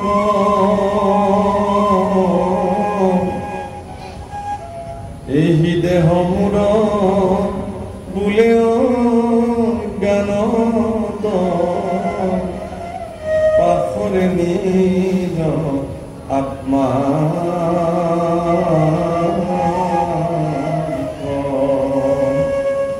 যিবিলাক ব্যক্তি ঈশ্বৰ বিমুখী হয়, তেওঁলোকে নিজৰ আত্মাক পাহৰি যায়, শৰীৰটোকে সৰ্বোচ্চ বুলি ভাবে। ময়ে মই, মোকে আৰু নকোন আছে।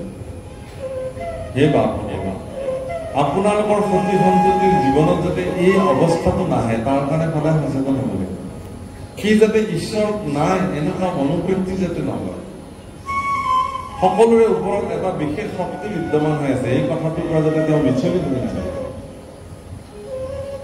আজিকালি কিছুমান ডাঙৰ ডাঙৰ চেলিব্ৰিটি ওলাইছে সেই চেলিব্ৰিটিবিলাকে আজিৰ প্ৰজন্মক কিছুমান ভুল পথে গমন কৰিবৰ কাৰণে প্ৰয়াস কৰিছে এওঁলোক আচলতে বামপন্থী চিন্তাৰ লোক সেইকাৰণে এওঁলোকে এইবোৰ কথা ক'বলৈ কুণ্ঠাবোধ নকৰে তেওঁলোকক ফলো কৰা তেওঁলোকক অনুসৰণ কৰা হেজাৰ হেজাৰ যুৱ প্ৰজন্মক তেওঁলোকে বিভ্ৰান্তিত পেলাইছে কি বুলি কৈছে যে কৃষ্ণ ভগৱান নহয় তেওঁ এজন মানুহে এই বুলি কৈছে He was a man. Krishna ভগৱান কৃষ্ণ ভগৱান নহয় কিন্তু আমাৰ শাস্ত্ৰসমূহে কি বুলি কৈছে কৃষ্ণস্তু ভগৱান স্বয়ং কি বুলি কৈছে কৃষ্ণস্তু ভগৱান স্বয়ং ভগৱান কৃষ্ণ স্বয়ং তেওঁ ঈশ্বৰ কৃষ্ণ বিনে শ্ৰেষ্ঠ দেৱতা কৃষ্ণ ভিন্ন আপুনি জগতত বেলেগ অস্তিত্ব কৰিব নোৱাৰে ইয়াৰ ফলশ্ৰুতি কি যেতিয়া ব্যক্তি এজনে ভগৱান নমনা হ'ব গুৰু গোসাঁই নমনা হ'ব আমাৰ সমাজত যেতিয়া উদ্ভণ্ডালী সংখ্যা বাঢ়ে এজন মানুহৰ গাত উদ্ধতালি যেতিয়া কৰিবলৈ আৰম্ভ কৰে বাক বচন কথা বাৰ্তা চৰিত্ৰত তেতিয়া মানুহে কি বুলি কয় যে তেওঁ গুৰু গোসাঁই এৰি দিছে সেইকাৰণে তেওঁ এইটো কৰিছে গুৰু গোসাঁই যিবিলাক মানুহে ত্যাগ কৰে তেওঁলোক উদ্ধতালিৰ চৰম সীমা অতিক্ৰম কৰে আমাৰ ল'ৰা ছোৱালী কেতিয়াও উদ্ধতালি হ'ব নালাগে উদ্ভণ্ডালি হ'ব নালাগে ধীৰ স্থিৰ শান্ত সৌম্য বিনম্ৰতা এইবিলাক চৰিত্ৰৰ দ্বাৰা আমাৰ ল'ৰা ছোৱালীক সৰ্বদা অলংকৃত হৈ থাকিব লাগে কিছুমান ল'ৰা ছোৱালীৰ লগত ডাঙৰ মানুহে যেতিয়া কথা পাতে ল'ৰাজন গুচি যোৱাৰ পিছত ছোৱালীজনী গুচি যোৱাৰ পিছত মানুহে আলোচনা কৰে কাৰ ল'ৰা ইমান ভদ্ৰ ইমান বিনম্ৰতা ইমান নৈতিক চৰিত্ৰ হয়নে নহয় আৰু একোটা ল'ৰা আজিকালিতো দেখা গৈছে যে কিছুমান ল'ৰা ছোৱালী জ্যেষ্ঠজন থিয় হৈ আছে অথচ ল'ৰাটো চকীত বহি মোবাইল পিটিকি আছে তাৰ এইখিনি সাধাৰণ সৌজন্যতা তাক কোনেও শিকোৱা নাই যে জ্যেষ্ঠজনক দেখাৰ লগে লগে চকীখনৰ পৰা উঠি দিব লাগে গুৰুস্থানীয় ব্যক্তি এজন তলত বহি আছে তেওঁ বকচত আহি ওপৰত চকীত বহি দিয়ে আমাৰ পিতৃ মাতৃবিলাকে তৎক্ষণাত ইয়াৰ পৰা বাৰণ কৰিব লাগে যে বাবা ইয়ালৈ আহা গুৰুজন তলত বহি আছে তোমাৰ পিতৃ তলত বহি আছে জ্যেষ্ঠজন ভূমিত বহি আছে তুমি ওপৰত আসন দিব নোৱাৰা এইটো আমাৰ সমাজৰ পৰম্পৰা কোনোবাই ক'ব খুজে যে এইবিলাক কৰাৰ ফলত তাৰ লাভ কি হ'ব একো লাভৰ কথা আহি নপৰে ইয়াত কিন্তু তেওঁ এটা বিনম্ৰ চৰিত্ৰৰ জীৱন এটা পৰিশীলিত জীৱন তেওঁ জীৱন কটাব শৃংখলাবদ্ধ জীৱন প্ৰভুকল লো এটুকুৰা দুটুকুৰা লো একেলগে থৈ দিছে এটুকুৰা লোৰ মূল্য বহুত বেছি কেনেকে সেই লোটুকুৰ চুম্বক হৈ গ'ল সেইকাৰণে লো চুম্বকটুকুৰ লোৱে কিন্তু চুম্বক বুলি আৰু বেলেগ হেৰি নাই মানে সেই চুম্বক নামৰ লোটুকুৰা তাৰ ভিতৰত থকা যিখিনি অনুপৰমাণু তেওঁলোকে শৃংখলাবদ্ধ জীৱন তাত যাপন কৰিছে সেইকাৰণে এই দিশ নিৰ্ণয় কৰিছে উত্তৰ দক্ষিণ দিশ নিৰ্ণয় কৰিছে কিন্তু লৌটুকুৰৰ ভিতৰত থকা অনুপৰমাণুবিলাক শৃংখলাবদ্ধভাৱে থকা নাই সেইকাৰণে দুয়োজনৰ মূল্যাংকন সমাজত পাৰ্থক্য আছে একে ওজনৰ একটুকুৰ লৌৰ মূল্য যিমান বেছি একে ওজনৰ একটুকুৰ চুম্বকৰূপী লৌৰ মূল্য বহুত বেছি গতিকে সমাজত আপোনাৰ ল'ৰা বা আপোনাৰ ছোৱালী আপোনাৰ সতি সন্ততিয়ে যদি শৃংখলাবদ্ধ জীৱন অতিবাহিত কৰিবলৈ শিকিছে তেতিয়াহ'লে সমাজে তেওঁক উচিত মূল্যাংকন কৰিব আৰু আপোনাৰ ল'ৰা ছোৱালীয়ে যদি বিশৃংখল জীৱন কটায় পৰিশীলিত জীৱন কটাব নাজানে উদ্ধতালিৰে জীৱন অতিবাহিত কৰে তেতিয়াহ'লে তাৰো মূল্যাংকন সমাজে যেনেধৰণে কৰিব লাগে তেনেধৰণে কৰিব সেইকাৰণে আমাৰ মানে লাভ লোকচানৰ কথা আহি নপৰে কিন্তু মনুষ্য যিহেতু মনক ওচৰত ৰাখিব পৰা চৰিত্ৰটোৱে মনুষ্য গতিকে সেইকাৰণে আপোনালোকে চাব যে বাঘৰ পোৱালি এটাত যদি কোনোবাই দেখুৱাই সোধে যে এইটো কি মানুহে দঢ়াই দঢ়াই ক'ব যে এইটো বাঘ গৰু এটা দেখুৱাই সুধিলে ক'ব যে এইটো গৰু, বোলে সঁচাকৈ গৰু নে, বোলে একদম 100% কিন্তু দূৰৰ পৰা এজন মানুহক যদি আপুনি এজন মানুহক সুধে যে এইজন মানুহ হয়নে, তেতিয়া তেওঁ ক'ব যে দেখাততো মানুহেই, কিন্তু মানুহ বা হয়নে নহয় সেইটো কিন্তু মই গেৰাণ্টি দিব নোৱাৰো। দেখিবলৈ হাত ভৰি চকু চব আছে, মানুহেই হয়, কিন্তু মানুহ হৈছে কেনে নাই সেইটো নাজানো। এবাৰ মালিগাঁৱৰ দুজন ল'ৰা, মানে এহাল পিতৃ মাতৃ দুটা ভায়েক, দুটা ল'ৰা মেট্ৰিকত দুজনে পজিশ্যনলৈ পাছ কৰিছিল, মেট্ৰিক নে হায়াৰ ছেকেণ্ডেৰী। সাংবাদিকে সুধিছে তোমালোকৰ ভৱিষ্যত পৰিকল্পনা কি হ'বা? সাধাৰণতে ল'ৰা ছোৱালী কয় যে মই ডক্টৰ হ'ম, মই IAS হ'ম, মই আমুক হ'ম তামুক হ'ম। কিন্তু সেই ল'ৰা দুটাই এটা উত্তৰ দিছিল, মোৰ আজিও মনত আছে। তেওঁলোকে কৈছিল যে আমি মানুহ হ'ম, আমাৰ ভৱিষ্যত পৰিকল্পনা আমি মানুহ বুলি ইচ্ছা কৰোঁ। আপোনাৰ ল'ৰা ডাক্তৰ হ'ব পাৰে, আপোনাৰ ল'ৰা ইঞ্জিনিয়াৰ হ'ব পাৰে, আপোনাৰ ল'ৰা MBA হ'ব পাৰে ফাৰ্ষ্ট ক্লাছ, আপোনাৰ ল'ৰা বিচক্ষণ বুদ্ধিসম্পন্ন হ'ব পাৰে, কিন্তু মানুহ হৈছে কেনে নাই সেইটোৱে ডাঙৰ কথা। কেৱল আনুষ্ঠানিক শিক্ষাৰ দ্বাৰা এটা টকা ঘটাৰ মেচিন সজালে নেকি আপোনাৰ ল'ৰা বা আপোনাৰ ছোৱালী? যন্ত্ৰ, ধন ঘটাৰ এটা যন্ত্ৰ, এটা মেচিন আছে, চুইচ টিপি দিছে সি ধন ঘটি আছে, বাছ তাতকৈ আৰু পৃথিৱীত সি একো কথা নাজানে। আৰু সেই ধনৰ ফলত, সেই ধনৰ অহংকাৰত তেওঁ পিতৃ মাতৃ গুৰু ভকত গাঁৱৰ জ্যেষ্ঠজন কাৰো প্ৰতি তেওঁ শ্ৰদ্ধা নাথাকিবও পাৰে। সেইকাৰণে সেই প্ৰভুসকল, আপোনাৰ সন্তান সন্ততিক আপুনি উচ্চ শিক্ষিত কৰক, আমি ভাল পাম। খুব প্ৰচুৰ পৰিমাণে ধন জন যথেষ্ট কৃতি উপাৰ্জন কৰাৰ যোগ্যতা কৰি তোলক, ক'বলগীয়া নাই। কিন্তু সমসাময়িকভাৱে তেওঁ মানুহ হিচাপে জীয়াই থকাৰ যিটো শিক্ষা, শৃংখলাবদ্ধ জীৱন যাপনৰ যিটো ব্যৱস্থা, পৰিকল্পিত ব্যৱস্থা, সেইটোও তেওঁ শিকাব। সেইকাৰণে ইয়াত কৈছে যে এহি দেহা মূৰ বোলে অজ্ঞানত পাখৰে নিজ আত্মা। এই দেহটোকে তেওঁ মোৰ বুলি ভাবে, শৰীৰটোৰ দ্বাৰা কৃত সকলো কাৰ্যক তেওঁ সৰ্বশ্ৰেষ্ঠ কাৰ্য বুলি মানে, কিন্তু ভিতৰত যে আত্মশক্তি বিদ্যমান হৈ আছে এই কথাটো তেওঁ পাহৰি পেলায়। যদি এনেকে পাহৰি পেলাই তেতিয়াহ'লে তেওঁ ভাগৱত ধৰ্ম সাধন কৰিব নোৱাৰে।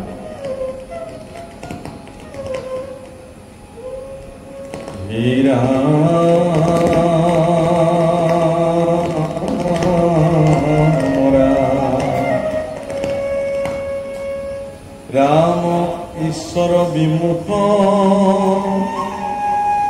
ৰাম হৈ জ্ঞান শূন্য গুণ পাপ, ও কৰিতে নপাৰে সাৰ,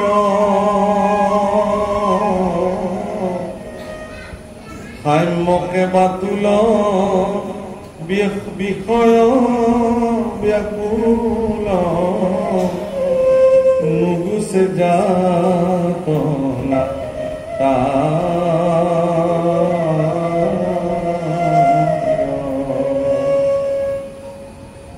হৈ জ্ঞান শূন্য কোনো পাপ পুণ্য কৰিতে নপাৰে সাৰ। তেওঁ জ্ঞান শূন্য যেতিয়া ব্যক্তি এজন হৈ যায়, তেওঁ পাপ পুণ্য বিচাৰ কৰিব পৰা শক্তি তেওঁৰ তাতে নাই। কোনটো কৰ্ম পাপ, কোনটো কৰ্ম পুণ্য কৰ্ম, সেইটো বিচাৰ কৰিব পৰা ধাৰণা তেওঁ নাথাকে। তেওঁ সকলোকে সমান বুলি ভাবে। গতিকে সাম্যকে বাতুল, বাতুল শব্দৰ অৰ্থটো হ'ল পগলা।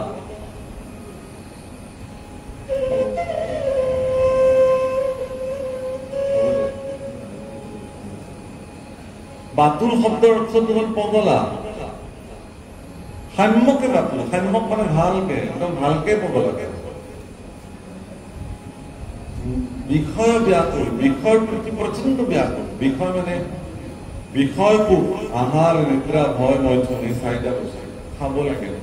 তেওঁ জীয়াই থাকিবৰ কাৰণে নাখায়, খাবলৈ তেওঁ জীয়াই আছে। সেইকাৰণে আজি যদি আপুনি এটা ভাল অনুষ্ঠান সম্পাদিত কৰে, ঘৰত যদি আপুনি এটা ইভেণ্ট যিকোনো অনুষ্ঠানৰ আপুনি আয়োজন কৰে, প্ৰথম তালিকাখন হ'ব কি যে কিমান মানুহ মাতিব আৰু কি খুৱাব, আইটেম কি। কাৰণ মানুহক সন্তুষ্টি কৰিব পৰা একমাত্ৰ উপায়টোৱে হ'ল যে খুৱাব লাগিব আপুনি ঠিকছে। তাতো সন্তুষ্টি নহবও পাৰে, কাৰণ সকলোৰে ৰুচি বেলেগ বেলেগ। কাৰোবাৰ ৰুচিমতে ভাল হ'ল, কাৰোবাৰ নহ'ল। ৰাজকীয় অনুষ্ঠানবিলাকৰ কথা নকওঁৱেই, ভাগৱতৰ অনুষ্ঠানসমূহ, আধ্যাত্মিক অনুষ্ঠানসমূহতো একেই কথা। যে তেওঁ যে নামষাৰ পাতিলে, সকাম পাতিলে, কি পায়, কিন্তু তাত কি বিষয় আলোচনা হ'ল, ভাগৱতত কি চলিলে, সেইটো কথা বিচাৰ্য নহয়। তাৰপিছত আলোচনা হ'ব যে তেওঁ ভালকে আপ্যায়ন কৰিলে নে, জা জলপানৰ পৰা প্ৰথমতে সিদ্ধ প্ৰসাদলৈকে ঠিকে থাকে আয়োজনটো হৈছে। যদি আয়োজন হৈছে তেতিয়াহ'লে ভাগৱত পাঠ ভাল হৈছে, আৰু যদি আয়োজনটো ঠিক হোৱা নাই, বিয়া খাই আহে আৰু বিয়া খাবলৈ যায়, চিনাকি মানুহ ৰাস্তাতে লগ লাগে, মানে মুখামুখি আহিলে নেকি আপোনালোক, বোলে আমি এতিয়াহে যাম, আপোনালোকে এতিয়াহে আহিলে দিয়ক, কেনেকুৱা বা আয়োজন। এষাৰ সোধে, ডাইৰেক্টলি নুসুধে, এনেকেই সোধে, কেনেকুৱা এফালে আয়োজন, বোলে এনেই ঠিকে আছে যাওক, কিন্তু পেণ্ডেল মতে হোৱা নাই আৰু যাওক, তথাপি যাওক, আহিলো। আপুনি বিষয়টো হ'ল কি যে মানুহে এইবোৰৰ ওপৰত বিচাৰ কৰে। পেণ্ডেলটো যি ধৰণে পেণ্ডেল দিলে সেই ধৰণে আয়োজনটো এনেও সাৰৰ অশান্তি আছে তাত। সকলো ক্ষেত্ৰত যিবোৰ ব্যক্তিয়ে কেৱল বিষয় সুখকে সৰ্বতোৰ পৰা কামনা কৰে, তেওঁলোকে কেতিয়াও সাম্যকে বাতুল, তেওঁলোক আচলতে বিষয় বাতুল, বিষয়ৰ প্ৰতি তেওঁলোক পগলা। আপোনাৰ মীৰাবাইক যেতিয়া সোধা হৈছিল যে আপুনিতো সম্ভ্ৰান্ত পৰিয়ালৰ বোৱাৰী, আপুনিনো কি ইমান একেবাৰে সাধাৰণ মহিলাৰ নিচিনাকে আপুনি ঘূৰি ফুৰিছে অলি গলি ঈশ্বৰ দুনিয়াত। তেতিয়া কৈছে কি যে নহয়, মই যি ধন পালো সেই ধন জগতত সৰ্বশ্ৰেষ্ঠ।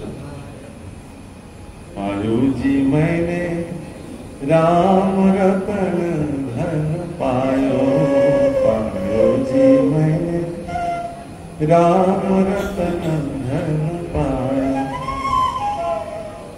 वस्तु अमूलिक दी मोरे सद्गुरु, वस्तु अमूलिक दी मोरे सद्गुरु, कृपा करो अपनायो, पायो जी मैंने राम रतन धन पायो। मोर सद्गुरुए, চাব শব্দটো মন কৰিব, মোৰ গুৰুজনাই মোক যি অমূল্য বস্তু প্ৰদান কৰিলে নাম ধন, এইটোৱে মোৰ জীৱনৰ সৰ্বোচ্চ। হীৰা যাহাৰ মায়াত এতে অনৰ্থ, ভজু কহে নমুৰাৰী,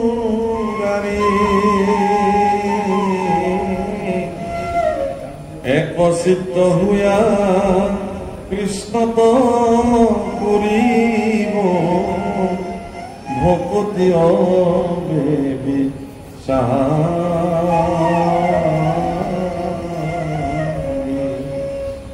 যাৰ মায়া ইমান অনৰ্থ, ঈশ্বৰৰ মায়াই আচলতে মানুহক অনৰ্থ কৰিছে জগতত।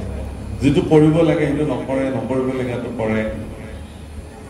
গতিকে সেই মায়াৰ প্ৰভাৱৰ পৰা যাতে মুক্ত হৈ আমি সৎ ৰাস্তাত যাতে অনুভৱ গমন কৰিব পাৰোঁ, সেই ভগৱান তাৰ কাৰণে অব্যভিচাৰী ভক্তি সম্পাদন কৰিব দিছে। ব্যভিচাৰী ভক্তি মানে ভগৱান কৃষ্ণক সমৰ্পিত হোৱাতে অব্যভিচাৰী ভক্তি। কৃষ্ণকে স্বামী ভজনা কৰি যিসকলে ভগৱান কৃষ্ণৰ দুখানি অভয়চৰণত সমৰ্পিত কৰিছে, এই ভক্তিটোৱে অব্যভিচাৰী।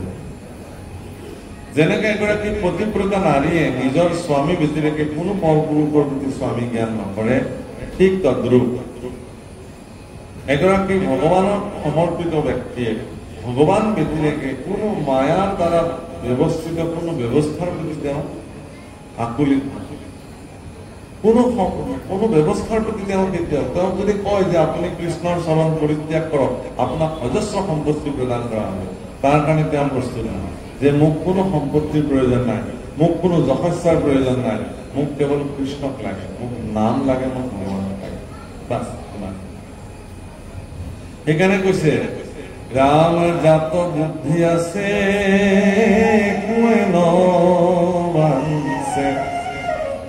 একে কৃষ্ণ মাত্ৰ জানে, উপদেশদাতা যিটো গুৰু হয় তাকে হৰি বুলি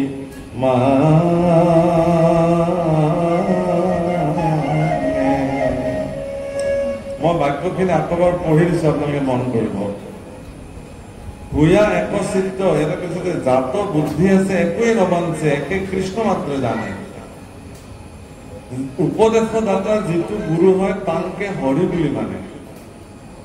যিজন উপদেশদাতা গুৰু তেওঁৰ জীৱনৰ, সেই গুৰুকে তেওঁ ঈশ্বৰ বুলি মান্যতা কৰে, হৰি বুলি মানে।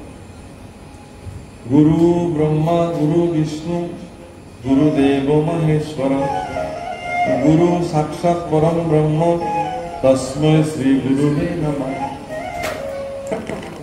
কিন্তু গুৰুসকলে কেতিয়াও নিজকে পৰম ব্ৰহ্ম বুলি নকয়ও, নামানে। তেওঁলোকে ঈশ্বৰৰ দাস বুলি নিজকে মান্যতা কৰে। তেওঁৰ যিবিলাক প্ৰপন্ন শিষ্য আছে, সেই শিষ্যসকলক যোগ্য পথ প্ৰদৰ্শন কৰাটো তেওঁলোকৰ কৰ্তব্য বুলি তেওঁলোকে গণ্য কৰে। মহাপুৰুষ শংকৰদেৱ গুৰুজনাই ভাগৱত শাস্ত্ৰত এই কথা লিখিছে যে উপদেশদাতা যিজন গুৰু, এই গুৰুজনক তেওঁ ঈশ্বৰ বুলি মানে, প্ৰভু বুলি মানে, গৰাক বুলি মানে, গুৰুজনাৰ মানে। ৰাম যিটো ভকতক মায়াই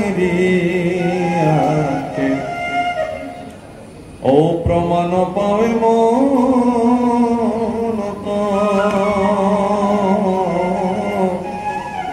সাৰে আন কাম নেৰে গুণ নাম উপজৰতি কৃষ্ণ।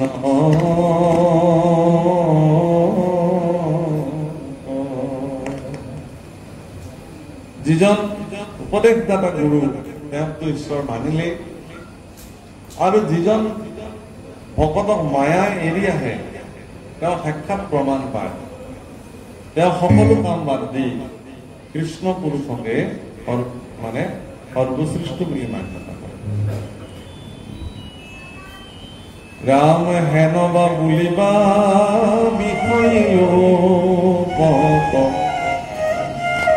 আছে দম্ভ অহংকাৰ, কি খবৰকে নহৈবে কৃষ্ণত ভকতি বিচাৰ।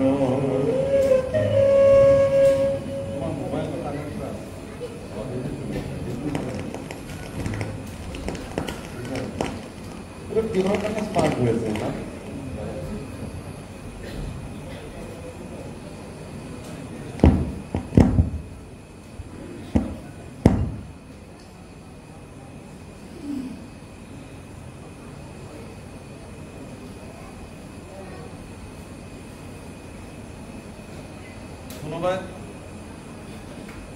কোনোবাই এনেকেও ক'ব পাৰে যে বিষয় লোকসকলৰতো দম্ভ অহংকাৰ আছে, তেওঁলোকে ভগৱানক অব্যভিচাৰী ভক্তি কেনেকে খাব? দাম্ভিক ব্যক্তিবিলাকে, অহংকাৰী ব্যক্তিবিলাকে ভগৱানৰ ওচৰত কেনেকে ভক্তি সাধন কৰিব? প্ৰশ্ন কৰে। ভগৱানৰ আগত আপুনি কোনো কৃত্ৰিমভাৱে ভগৱানক বুজিব নোৱাৰে, কৃত্ৰিমতাৰে আপুনি ভগৱানক বুজিব নোৱাৰে। একদম সহজ সৰল ভাৱেৰে যিবিলাকে ভগৱানক বুজিছে, অকৃত্ৰিম ভাৱনাৰে তেওঁলোকে ভগৱানক ভক্তি কৰিছে। বৰ কৃত্ৰিম ভাৱনাৰে ভগৱানক ভজিতাসকলে তাহানি ভগৱানক পোৱা নাই। গতিকে সেই ৰাজন, তুমি সন্দেহ কৰিব নালাগে, মই তোমাক ইয়াৰ সিদ্ধান্ত প্ৰদান কৰিম যে এজন অহংকাৰী ব্যক্তি হলেও তেওঁতো কেনেকে অব্যভিচাৰী ভক্তি সাধন কৰিব পাৰে, তাৰ মই ৰাস্তা তোমাক দিম। হে ৰাম যতে বিষয় সবে মায়া ও মনেকে করে প্রকাশ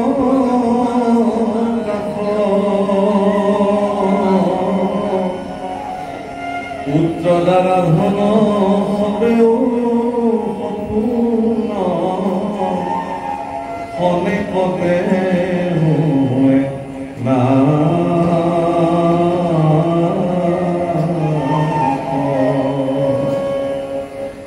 হেন জানি যিটো মনকনি কৃষ্ণত ভক্তি কৰ কেহি মহাশয় এৰা মৃত্যু ভয় সুখে সংসাৰ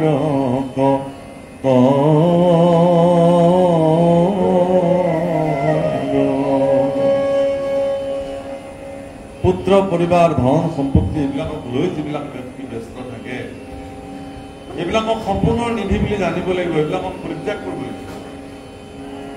তেতিয়াহে তেওঁ যদি মনক নিয়মিব লাগিব, সংযম কৰিব লাগিব, তেতিয়াহে তেওঁ কৃষ্ণক পাব। বৰ টান ব্যৱস্থা এটা দেখুৱাইছে নিমিৰ মনৰ নিয়ম, মনক সংযম কৰিব লাগিব। মন ইমান চঞ্চল, মনক নিয়ন্ত্ৰণ কৰাটো ইমান সহজ নহয়। এই ভাবি ভাবি ইয়াত বহি বহি ভাবিব পাৰে 7 মহলীয়া বিল্ডিং বনাই একদম কোনটো বিল্ডিঙত তেওঁ থাকিব, তাত বিচনা কেনেকুৱা হ'ব, সোফা কেনেকুৱা হ'ব, মনে 1 ছেকেণ্ডত ভাবি উলিয়াব পাৰে, ইমানেই চঞ্চল। সেই মনক নিয়ন্ত্ৰিত কৰাটো ইমান সহজ জানো? নোৱাৰে।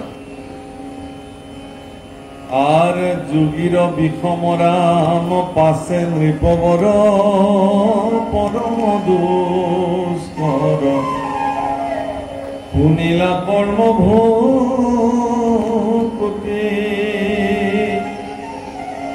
এই মহাৰাম যোগীৰ বিষম মনক নিয়ম পৰিবেকাৰ ৰজা নিমিয়ে বুলি বাপৰে বাপ, এইটো মই নোৱাৰিম কৰিব। কাৰণ মনক সংযম কৰাটো যোগীবিলাকৰ কাৰণেও সম্ভৱ নহয়। কাৰণ বিশ্বামিত্ৰ পৰাশৰৰ দৰে প্ৰসিদ্ধ ঋষিসকলক তেওঁলোকৰ ধ্যান ভগ্ন কৰিবৰ কাৰণে স্বৰ্গৰ এগৰাকী অপেশ্বৰৰে মাত্ৰ দৰকাৰ। বাছ আহিলেই তেওঁলোকৰ ভংগ হৈ যায়, ধ্যান ভগ্ন হৈ যায়। ইমান সাধক ঋষিসকল পত্ৰ পুষ্প মানে জল পত্ৰ ভক্ষণ কৰি জীৱন নিৰ্বাহ কৰা এগৰাকী পুৰুষক, সাধনাত সিদ্ধ এগৰাকী ঋষিক, ব্ৰহ্মজ্ঞ ঋষিক যদি স্বৰ্গৰ এগৰাকী অপ্সৰা আহি পেলাই মনক যদি চঞ্চল কৰিব পাৰে, তেতিয়াহ'লে আমাৰ দৰে বিষয় লোকবিলাকক মনক চঞ্চল কেনেকে সম্ভৱ? পাৰিম জানো? আমাৰ কাৰণে সম্ভৱ নহয়। গতিকে মহাৰাজ নিমিয়ে নৱসিদ্ধক কৈছে যে সেই সিদ্ধসকল মোক ইয়াতকেও সহজ উপায় কিবা আছে যদি দিয়া, কাৰণ এইটো মোৰ দ্বাৰা সম্ভৱ নহয়। হে ৰাম মাথা চপৰাই গুণে নিমিৰাই ও নপাইলো সংসাৰ পাৰ ৰাম হাসি কবি সিদ্ধ কৰন্ত নিষেধ চিন্তা কৰা একদম মাথা চপৰাই চপৰাই কৈছে নাই নাই, আমাৰ আৰু সংসাৰ তৰিব পৰা ৰাস্তা আমাৰ হাতত আৰু নাই। যদি এয়াই ভাগৱত ধৰ্ম হয়, যদি এনেকুৱা মনক নিয়ম কৰি পেলাই যদি সংসাৰ ভক্তি সাধন কৰিব লাগে, তেতিয়াহ'লে আমাৰ দ্বাৰা ই সম্ভৱ নহয়। আমি আৰু এনেকেই বিষয়তে থাকিব লাগিব আৰু বুজি, আৰু সংসাৰৰ পাৰ পোৱা আমাৰ কাৰণে সম্ভৱ নহয়। এই কথা কোৱাৰ পিছত সিদ্ধই কবি সিদ্ধই নিমিক কৈছে যে হে মহাৰাজ তুমি চিন্তা কৰিব নালাগে, ইয়াতকেও সহজ উপায় আছে যদি তুমি বিচৰা। তাৰমানে এই কথা আপোনালোককো কৈছে, আপোনালোকে ভাবিব নালাগে, ইয়াতকেও সহজ উপায় আছে। নিমি নৱসিদ্ধ সংবাদত যিমানে আগলৈ গুচি গৈছে সিমানে এটাৰ পিছত এটা সহজ সহজ উপায় প্ৰদান কৰি গৈছে ভগৱানক পাবৰ কাৰণে। আৰু একদম সদূৰ শেষত নিমি নৱসিদ্ধ সংবাদৰ একেবাৰে সৰ্বশেষত ভক্তি কৰিব পৰা আটাইতকৈ সহজলভ্য উপায়, ভগৱানক পাব পৰা একেবাৰে সহজলভ্য উপায় 9 গৰাকী সিদ্ধ পুৰুষে মহাৰাজ নিমিক প্ৰদান কৰিছে। ৰাম কৃষ্ণত নিশ্চয় কৰি যে যেবে বাক্য শুনা মোৰ সুদৃঢ় বিশ্বাসে অতি প্ৰয়াসে কৰিবা সংসাৰ ৰাম ভকতি সুলভ দেৱৰ দুৰ্লভ যোগীও নজানে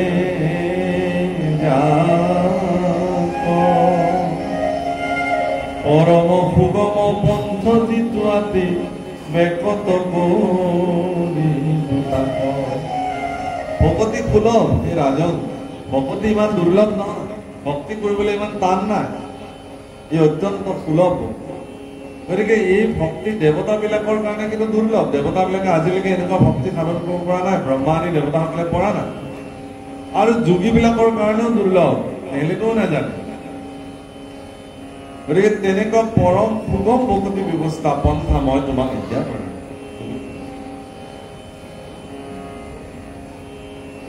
হে ৰাম অনাদৰি আন ধৰ্ম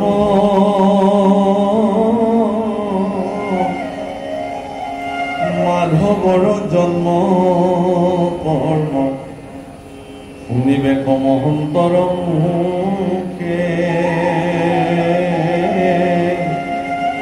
জগত প্ৰসিদ্ধ নাম কৃষ্ণ বিষ্ণু হৰি ৰাম লাজ এৰি গাইব মহাকে একে আশাৰ কৰিছে কি কৈছে যে অনাদৰি আন ধৰ্ম মাধৱৰ জন্ম কৰ্ম শুনিও মহন্তৰ মুখে বাকী সকলো বাদ দিয়ক সন্ত মহন্তৰ শ্ৰীমুখে ঈশ্বৰৰ জন্ম কৰ্ম কথা ভাগৱত শ্ৰৱণ কৰক আৰু জগতৰ প্ৰসিদ্ধ নাম কৃষ্ণ বিষ্ণু হৰি ৰাম ভাগৱত এই চাৰিটা নাম প্ৰসিদ্ধ নাম বুলি লিখা আছে কৃষ্ণ বিষ্ণু হৰি ৰাম মনত কৃষ্ণ বিষ্ণু হৰি ৰাম লাজ এৰি গায়ব মনকে ইয়াত লাজ এৰি লাজ লাগিব নালাগিব কৃষ্ণ নাম লওঁতে ৰাম নাম লওঁতে কোনোবা আপোনাক তিৰ্যক নিন্দা কৰিব পাৰে কোনোবা আপোনাক তাচ্ছিল্য কৰিব পাৰে উপহাস কৰিব পাৰে ৰাম বৰ ভকত ওলাইছে দেই বৰ ভকতী হৈছে আপুনি সেইসকল আপোনাৰ কাৰণে বাধক দুৰাচাৰী তেওঁলোক আপোনাৰ সিদ্ধ কৰ্মত তেওঁলোক বাধা হৈ আহিছে আৰু এনেকুৱা বাধক জীৱবিলাক জীৱনত আমন্ত্ৰণ নকৰাকে আহে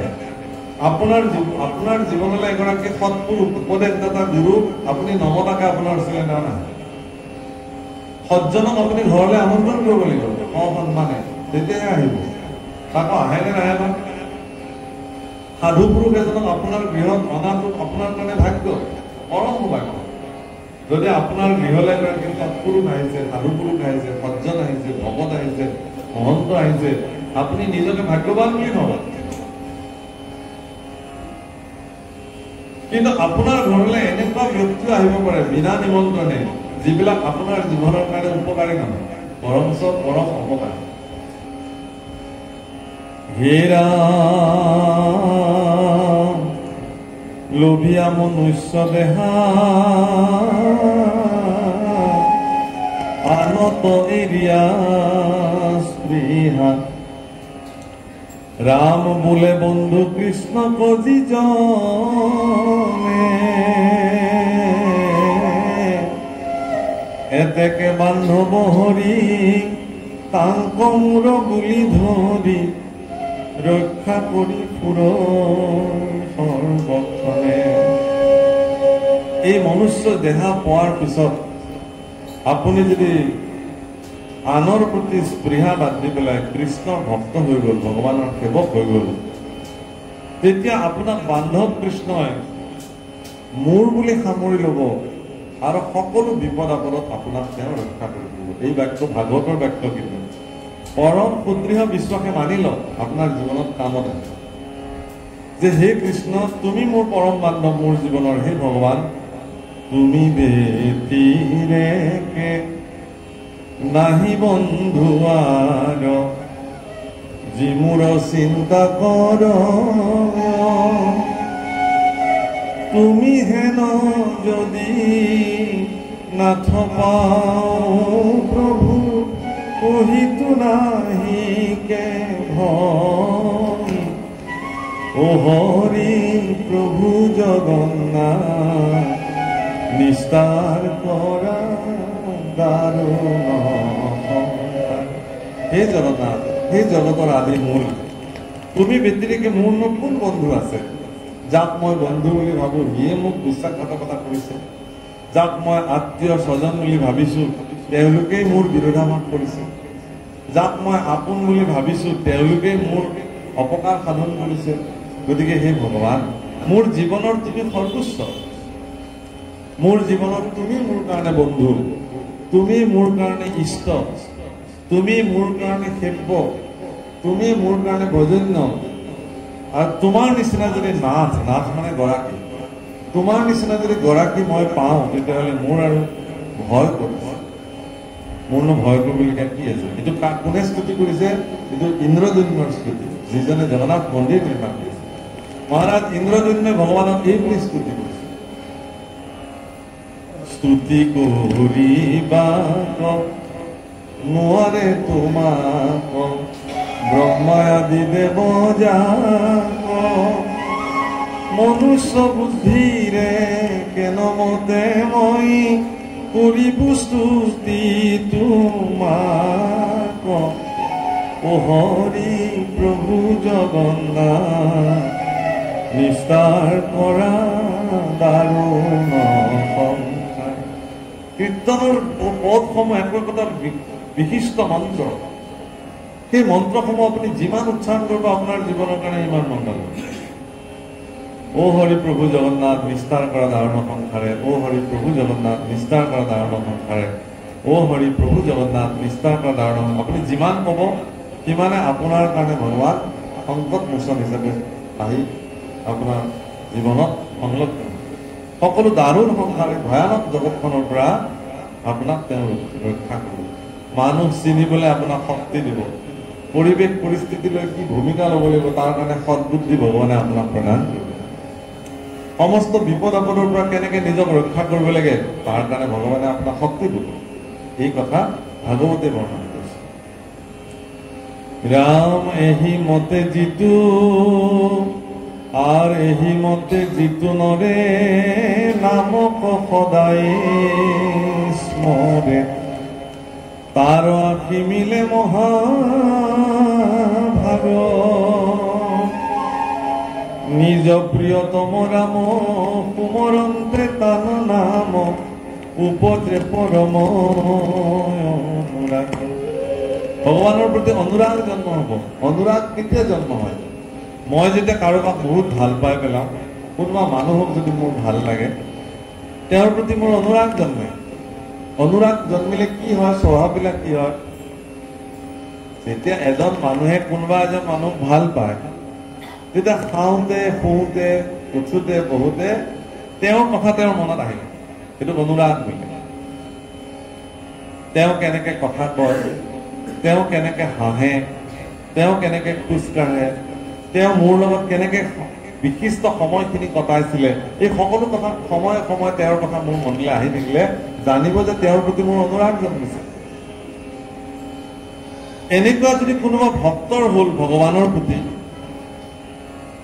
অনুৰাগ জন্মি গ'ল, তেতিয়াহ'লে জানিব যে তেওঁৰ আৰু জীৱনত একো ভয় নাই।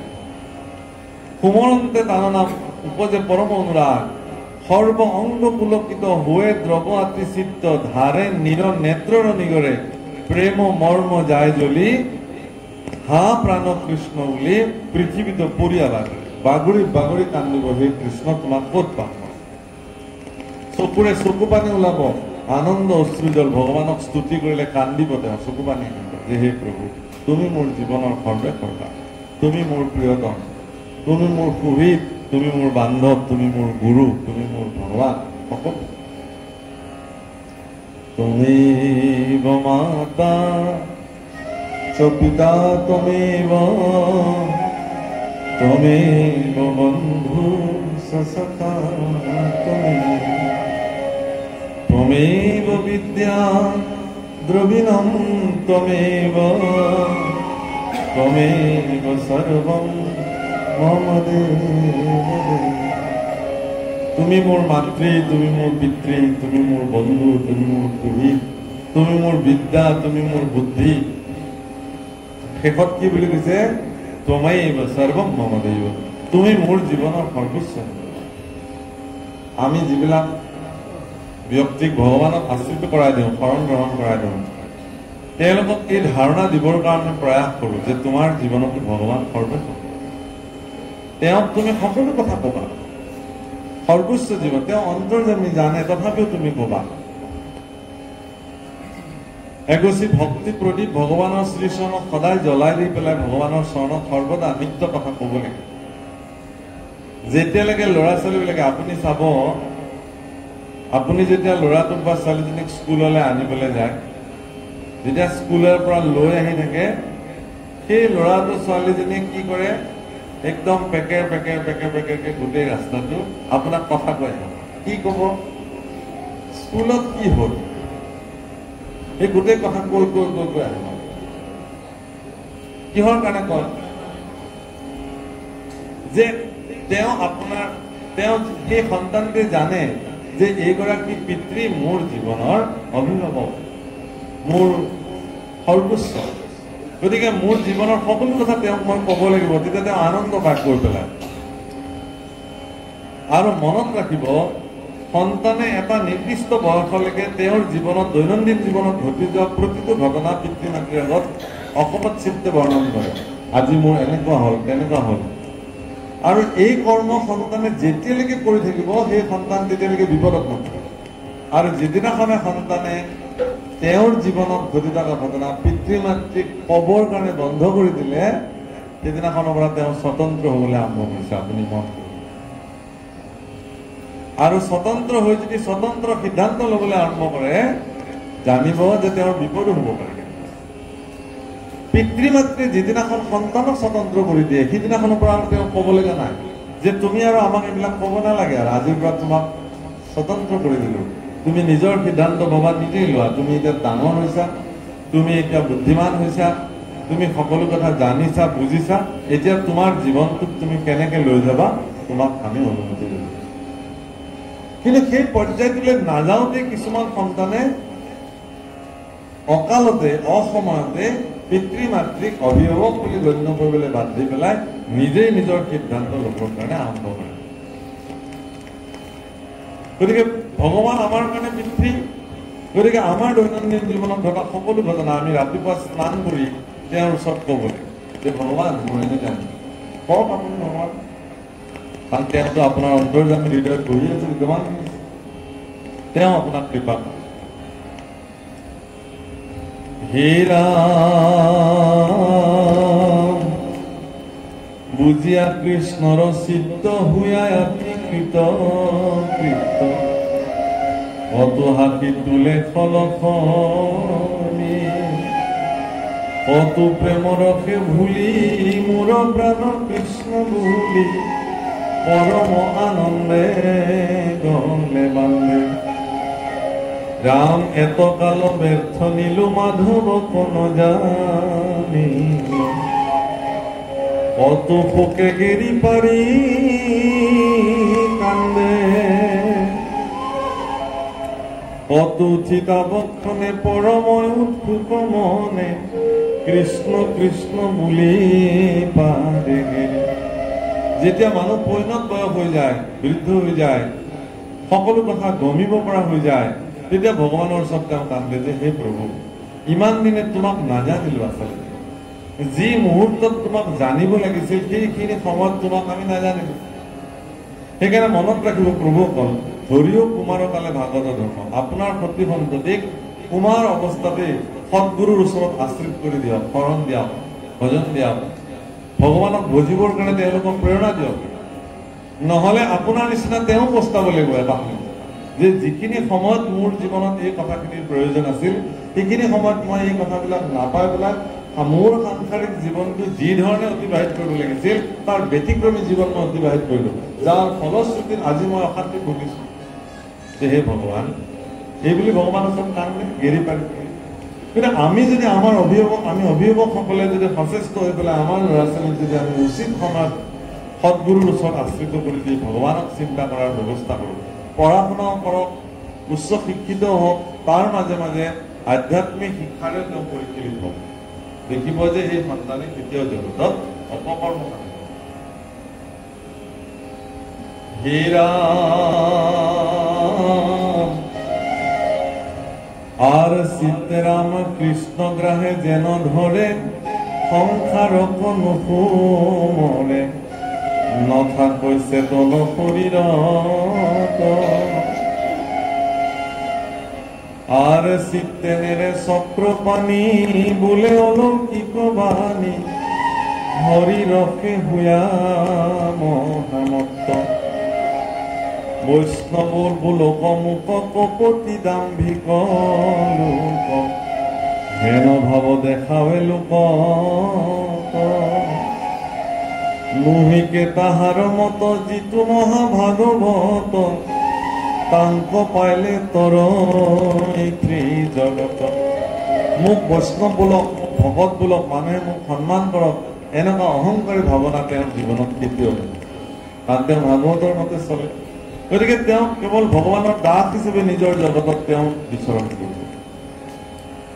ৰাম আকাশ প্ৰাম হয় সিটো কৃষ্ণ প্ৰাণ মিলে মহাতত্ব জ্ঞান সমস্ততে দেখে গোবিন্দ।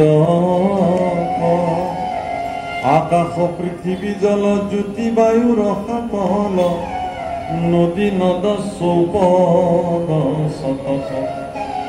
এইটো হ'ল ভক্তিৰ চূড়ান্ত অৱস্থা। এইটো গ'লে মানুহ ভক্তিবান হৈ যায়।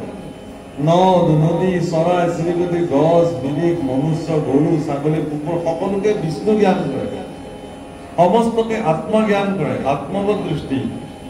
কিন্তু ভক্তিৰ অভ্যাসৰ চূড়ান্ত ব্যৱস্থা। সমস্ত প্ৰাণীত বিষ্ণু বুদ্ধি নুহে যাৱে কায় বাক্য মনে অভ্যাস কৰে। হে ৰাম যতলতা তৰু তৃণ কাহা কোনে দেখে ভিন্ন শৰীৰ শৰীৰ বুলি মানে সবাকো প্ৰণামী মনে স্মৰে নাম সৰ্বক্ষণে কৃষ্ণ বিনে আনক নজানে।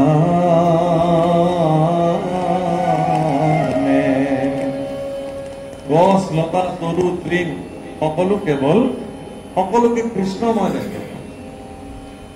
কুকুৰ শৃগাল মধুৰ পৰা আত্মাৰাম জানিও সভা কৰি কৰিব পাৰে। ভক্তিৰ অভ্যাস প্ৰবল কৰে, এইটো কৰিবলৈ কৈছে। যেতিয়ালৈকে আপুনি সকলোতে বিষ্ণু বুদ্ধি জ্ঞান নহয় তেতিয়ালৈকে এই অভ্যাসত আপুনি ভক্তি হয়। সেই প্ৰভুসকল নিমি নৱকীৰ্ত সংবাদ এটি অধ্যায় আপোনালোকৰ মাজত আজি ললো। আৰু এই অধ্যায়টোৰ মুখ্য কথা আপোনালোকক দেখুৱালে যে এগৰাকী ব্যক্তি ভক্তিবান হ'বৰ কাৰণে, স্বৰূপাৰ্থত তেওঁ এগৰাকী ভকত হ'বৰ কাৰণে জাগতিক জগতৰ সমস্ত বস্তুকে ঈশ্বৰৰ অস্তিত্বত তেওঁ ধন্য কৰিব পাৰিব লাগিব। আৰু সেই পৰ্যায়লৈ যোৱাৰ যিটো সাধনা, এইটোৱেই ভক্তিৰ সাধনা। আৰু এইটো আমি কৰিবই লাগিব।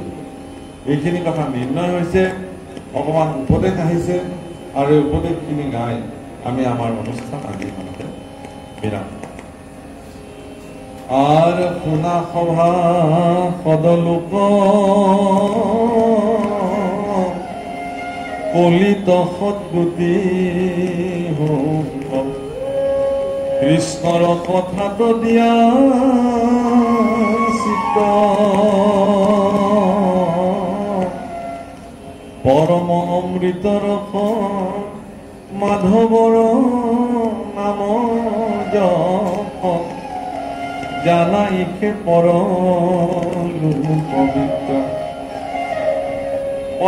বৃত্ত মাধৱৰ নাম। আপুনি জগতত যিবোৰ উপাৰ্জন কৰিলে ধন, এইবিলাক পৰলোকৰ কাৰণে একো কাম নাই। এজন অত্যন্ত দুৰাচাৰী ৰজা, যিজনে এটাৰ পিছত এখন ৰাজ্য তেওঁ দখল কৰিছিলে সম্পত্তিৰ কাৰণে। এদিন দেৱৰ্ষি নাৰদ আহিল তেওঁৰ ৰাজ্যলৈ। ইয়াৰ পৰা তেওঁ বঞ্চিত কৰিবৰ কাৰণে। তেওঁ বৃদ্ধ হৈ গৈছে, তথাপি সম্পত্তিৰ যিটো লোভ, প্ৰচণ্ড লোভে তেওঁ এনেধৰণে পীড়া কৰিছে যে সেই লোভৰ পৰা তেওঁ পৰিত্ৰাণ পাব। দেৱৰ্ষি নাৰদে আহি কিনে নিজৰ পৰিচয় দিলে যে মই দেৱৰ্ষি নাৰদ। বোলে সেই দেৱৰ্ষি তুমি কিয় আহিলা? বোলে মই আহোঁতে স্বৰ্গ হৈ আহিছিলো আৰু তোমাৰ পিতৃ মাতৃক তাত লগ পাই আহিছো।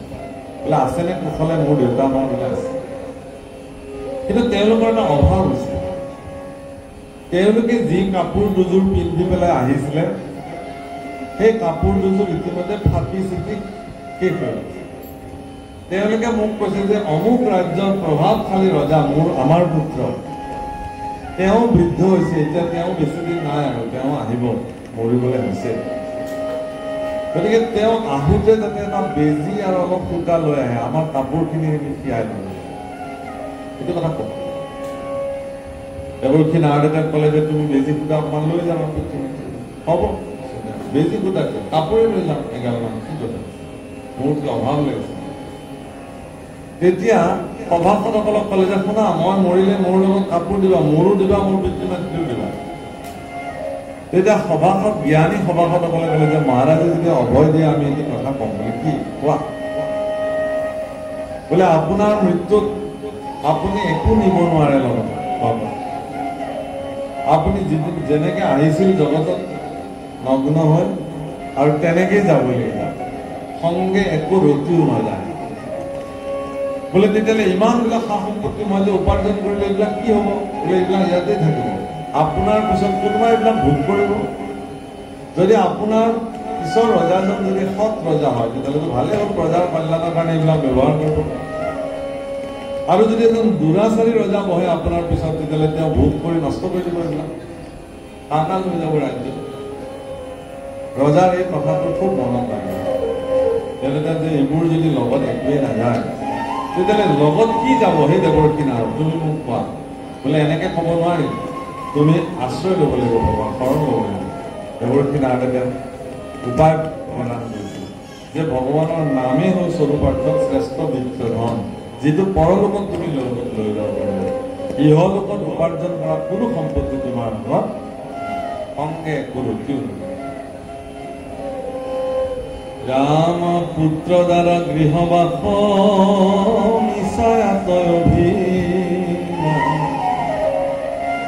সবে সপোনৰ নিধি প্ৰায় যত সাঞ্চা ধন ধান যাইবে কৃষিক্ষণে প্ৰাণ সংগে একো ৰতিও নযায়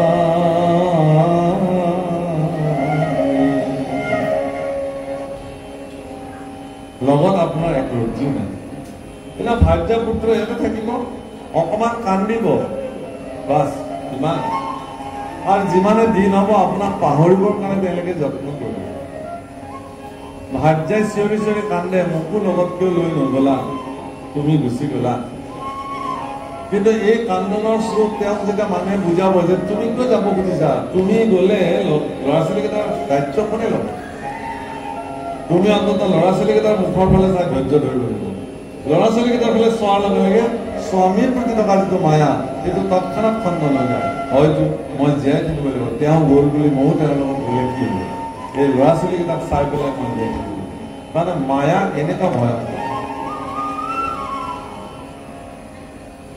আৰু এদিন সেই ল'ৰা ছোৱালীও আপোনাৰ প্ৰতি মায়াহীন হৈ যাব আপোনাৰ বৃদ্ধ অৱস্থাত যেতিয়া বিচনাত পৰি থাকিব আপোনাৰ কেকনি গেছনিয়ে তেওঁলোকৰ হৃদয় স্পৰ্শ কৰিব নোৱাৰে আৰু যদি বেছি জেমেলা পাইছে তেতিয়াহ'লে বৃদ্ধাশ্ৰম বিচাৰিব ক'ৰবাত থৈ আহক সেইকাৰণে মই কওঁ যে সভ্য সমাজক লজ্জানত কৰা বিষয়টোৱে হ'ল বৃদ্ধাশ্ৰম যিমানে পৃথিৱীত বৃদ্ধাশ্ৰম হৈছে সিমানে আধুনিক শিক্ষা ব্যৱস্থাত বুঢ়া আঙুলি দেখুৱাইছে বৃদ্ধাশ্ৰম কিন্তু আধ্যাত্মিক জ্ঞান যদি কোনোবা সন্তানৰ কিঞ্চিত পানো থাকে যাৰ ঔৰসত তেওঁ জন্মগ্ৰহণ কৰিছে যাৰ গৰ্ভত স্থিতি হৈ তেওঁ পৃথিৱী দৰ্শন কৰিছে যাৰ শৰীৰৰ আহাৰ খাই তেওঁ জীৱন প্ৰৱৰ্তন কৰিছে সেই পিতৃ মাতৃৰ সেৱাৰ পৰা কোনো সন্তান বঞ্চিত হৈ থাকিব নোৱাৰে বৃদ্ধ অৱস্থাত যিমানে বৃদ্ধ হ'ব পিতৃ মাতৃক সিমান মৰম কৰিব সন্তানে যে মই যিদিনাখন জন্ম হৈ পেলাই একো নাজানিছিলোঁ মোক সকলো কথা এটা এটাকে শিকোৱা মোৰ মাতৃ এতিয়া বৃদ্ধ অৱস্থাত তেওঁ নিষ্প্ৰভ হৈছে সকলো কথা পাহৰিছে একো নাজানে শিশুৰ নিচিনা হৈ গৈছে যিমানে বৃদ্ধ হৈ যাব সিমানে শিশুৰ নিচিনা হৈ যায়। তেতিয়া সন্তান সন্ততি তেওঁলোকক অভিভাৱকৰ নিচিনা পোষণ পালন কৰিব লাগে। এইটো সমাজৰ নিয়ম, প্ৰকৃতিৰ নিয়ম। মাতৃক কোলাত লৈ খুৱাব লাগিব সন্তান। হয়, খোৱাচোন কেইটামান, আৰু এগৰা খোৱা, তেতিয়াহে বল পাবা তুমি। নাই বাবা মোৰ খাবলৈ মন নাই। নাই তুমি খাব লাগিব, নহ'লে মই নাখাওঁ।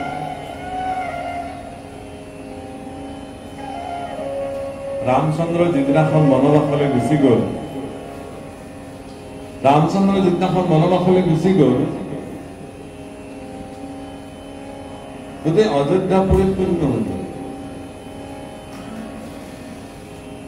লক্ষ্মণটো লগতে গুচি গ'ল। ভৰতে ৰাজ্যলৈ উভতি নাহিলে। সৰজ নদীৰ তীৰত সন্যাসীৰ বেশ লৈ পেলাই ৰাম যেতিয়ালৈকে উভতি নাহে তেতিয়ালৈকে তেওঁ তাত থকাৰ সিদ্ধান্ত ল'লে। এতিয়া ৰাজ্য কোনে চলাব? সেই দায়িত্ব কোনে লৈছিলে জানে? শত্ৰুঘ্ন। কোনেও নাজানে। চৰিত্ৰ বিশ্লেষণ নহয়। প্ৰভু ৰামচন্দ্ৰই ৰাতিপুৱা শুই উঠিয়ে প্ৰথম গৌশালালৈ যায়, গৌ দৰ্শন কৰে, গৌ মাতা দৰ্শন, তেওঁৰ নিয়ম। শত্ৰুঘ্নই সেইকাৰণে পিছদিনা যিদিনাখন ৰাম বিহীন অযোধ্যা, ৰাতিপুৱা শুই উঠিয়ে প্ৰথম গৌশালালৈ গৈছে। দেখিছে যে ৰাম যোৱাৰ পিছ মুহূৰ্তৰ পৰা গৌশালাৰ এগৰাকী গায়েও একো খোৱা নাই, পানীও খোৱা নাই। ৰামবিহীন অযোধ্যা। শত্ৰুঘ্নই গৈ পেলাই প্ৰতিগৰাকী গাই আলিংগন কৰিছে, গা মোহাৰি দিছে, দি পেলাই সকলোকে বুজাইছে যে তোমালোকে কি তাৰমানে একো নোখোৱাকে থাকিম বুলি ভাবিছা নেকি? নাখায় নাখায় মৰিব খুজিছে। তোমালোকে প্ৰভু আমাৰ সকলোৰে মানে আদৰৰ মৰমৰ ৰাম উভতি অহাটো নিবিচৰা নেকি? 14 বছৰ পিছত প্ৰভু ৰাম আকৌ আমাৰ ৰাজ্যলৈ উভতি আহিব দাদা। আৰু যেতিয়া ৰামৰ ৰাজ্য অভিষেক হ'ব, নতুনকে দধি দুগ্ধ ঘৃত মধুৰে ভৰপূৰ হ'ব লাগিব ৰাজ্য। তোমালোক যদি নাখায় নলৈ নিশগতীয়া হৈ থাকা, তেতিয়াহ'লে কোনে গাখীৰ দিব, কোনে ঘি দিব, কোনে দধি দিব? গতিকে তোমালোকে খাব লাগিব, সেই দিনটোলৈ জীয়াই থাকিব। তোমালোক যদি মৰিও যোৱা নাখাই পেলাই, তোমালোক যদি নিশগতীয়া হৈ থকা, তথাপিও ৰামৰ ৰাজ্য অভিষেক হ'বই। দধি দুগ্ধ ঘৃত মধুৰে ভৰপূৰ হৈ যাব। কোন আহিব জানা? স্বৰ্গৰ পৰা কামধেনু আহিব, পুৰবী আহিব। তেওঁলোকে এই সুবিধাটো গ্ৰহণ কৰিব। কিন্তু মই ভাবো যে অযোধ্যাৰ গৌ মাতাসকলে প্ৰদান কৰা দুগ্ধৰ দ্বাৰা প্ৰভু ৰামৰ শৰীৰ অভিষেক হওক, ৰাজ্যত সেই অভিষেকস্থলী দধি দুগ্ধ ঘৃত মধুৰে ভৰপূৰ হৈ যাওক। গতিকে তোমালোকে খাব লাগিব, তোমালোকে খোৱা। শত্ৰুঘ্নৰ এই বাণী শুনি গাইবিলাকে খাবলৈ আৰম্ভ। দায়িত্ব কিমান পালন কৰিছে। তাৰপিছত মাতৃৰ ওচৰলৈকে আহিছে, সুমিত্ৰাৰ ওচৰলৈ আহিছে। দেখিছে যে মাকেও একো খোৱা নাই, কৌশল্যাই একো খোৱা নাই, সুমিত্ৰাই একো খোৱা নাই, কইকেয়ো একো খোৱা নাই। যাৰ পৰোচনাত ৰাম বনলৈ গ'ল। শত্ৰুঘ্নই 3গৰাকী মাতৃৰ কাষলৈ গৈছে, গৈ এনেকে কৈছে, মা মোক ভোক লাগিছে, মোক কিবা খাবলৈ দিয়া। মাকে কৈছে ৰবা, দিম ৰবা। খাবলৈ বস্তু বনাই লৈ আহিছে। শত্ৰুঘ্নই খাবলৈ কৈছে, মাকেতো দিবই খাবলৈ। তেতিয়া শত্ৰুঘ্নই কৈছে যে মই খালে নহব, প্ৰথমতে তুমি খাব লাগিব, তেতিয়াহে মই খাম। মাকে কৈছে মই স্নানেই কৰা নাই, হেৰি কৰা নাই, মোৰ মন নাই। মিছা কথা কৈছে, খাবলৈ নিবিচাৰে। তুমি খোৱা, তুমি খাই খোৱা না, তুমি খাব লাগিব। মা কৈছে যে তুমি কি ৰাম উভতি অহাটো বিচৰা নাই? ৰাম উভতি আহিব যিদিনাখন, ৰামৰ ৰাজ্য অভিষেক যিদিনাখন হ'ব, তোমাৰ কিমান দায়িত্ব আছে ভাবাচোন। তুমি যদি নিশগতীয়া হৈ থাকা, এই বুলি নিজ মাতৃক কোলাত বহুৱাই লৈ শত্ৰুঘ্নই মাকক আগতে খুৱাইছে, পাছত নিজে। অৰ্থাৎ এগৰাকী পুত্ৰৰ চূড়ান্ত কৰ্তব্য, দায়িত্ব আছে কি? যে তেওঁৰ পিতৃ মাতৃক তেওঁ যিদিনাখন স্বতন্ত্ৰ হ'ব পিতৃ মাতৃকো তেওঁক যেনেকে কটোৱাই কটোৱাই মাকে খুৱাইছিল, নাখালেও খুৱাইছিল, সময়ত খুৱাইছিল, খাবই লাগিব, মোৰ ল'ৰাটোৱে একো খোৱা নাই, মই যাব লাগিব দিয়ক, বোলে অকণমান বহক আইনা নবহো দিয়ক, ল'ৰাটো স্কুলৰ পৰা আহিবলৈ হৈছে, মই একো বনাই থৈ অহা নাই, আহিয়ে খাব, কিমান তাগিদা। মাতৃৰ সেই ত্যাগ, পিতৃৰ যি ত্যাগ, অৱশ্যে আমাৰ সমাজত সন্তানৰ প্ৰতি কৰা মাতৃৰ যি ত্যাগ, সেই ত্যাগবিলাক দৰ্শনীয়, মানুহে দেখে, কিন্তু পিতৃৰ ত্যাগ সদায় গুপ্ত হৈ থাকে, কিন্তু আচল ত্যাগ পিতৃয়ে কৰে। পিতৃৰ ত্যাগক মানুহে নেদেখে। এগৰাকী পিতৃৰ সন্তানৰ প্ৰতি যি ভূমিকা, সেই ভূমিকাখন সিদিনাখন মানুহে অনুভৱ কৰে, যিদিনাখন তেওঁ নিজে পিতৃ হয়, তাৰ আগলৈকে কিন্তু তেওঁ অনুভৱ কৰিব সম্ভৱেই নহয়, তাক বাণীৰে প্ৰকাশ কৰাটো অসম্ভৱ। সন্তানৰ কাৰণে পিতৃয়ে কেনেকুৱা দায়বদ্ধতা পালন কৰে, এই কথা বাণীৰে বৰ্ণন কৰাটো অসম্ভৱ। তাক বুজিবৰ কাৰণে নিজে পিতৃ হ'ব লাগিব। সেইকাৰণে নপুংসকলে পিতৃৰ মৰ্যাদা অনুভৱ কৰিব। সেইকাৰণে যিবিলাক মানুহে পিতৃ মাতৃৰ ত্যাগ আৰু কষ্ট অনুভৱ কৰিব নোৱাৰে, আচল নপুংসক তেওঁলোকে। পিতৃ মাতৃৰ ত্যাগ আৰু মানে যথেষ্ট মানে কষ্ট অনুধাৱন সন্তান কৰিব। সেই প্ৰভুসকল পুত্ৰ দ্বাৰা গৃহবাস এইবিলাক অসাৰ বুলি কৈছে। কিহৰ কাৰণে অসাৰ বুলি কৈছে?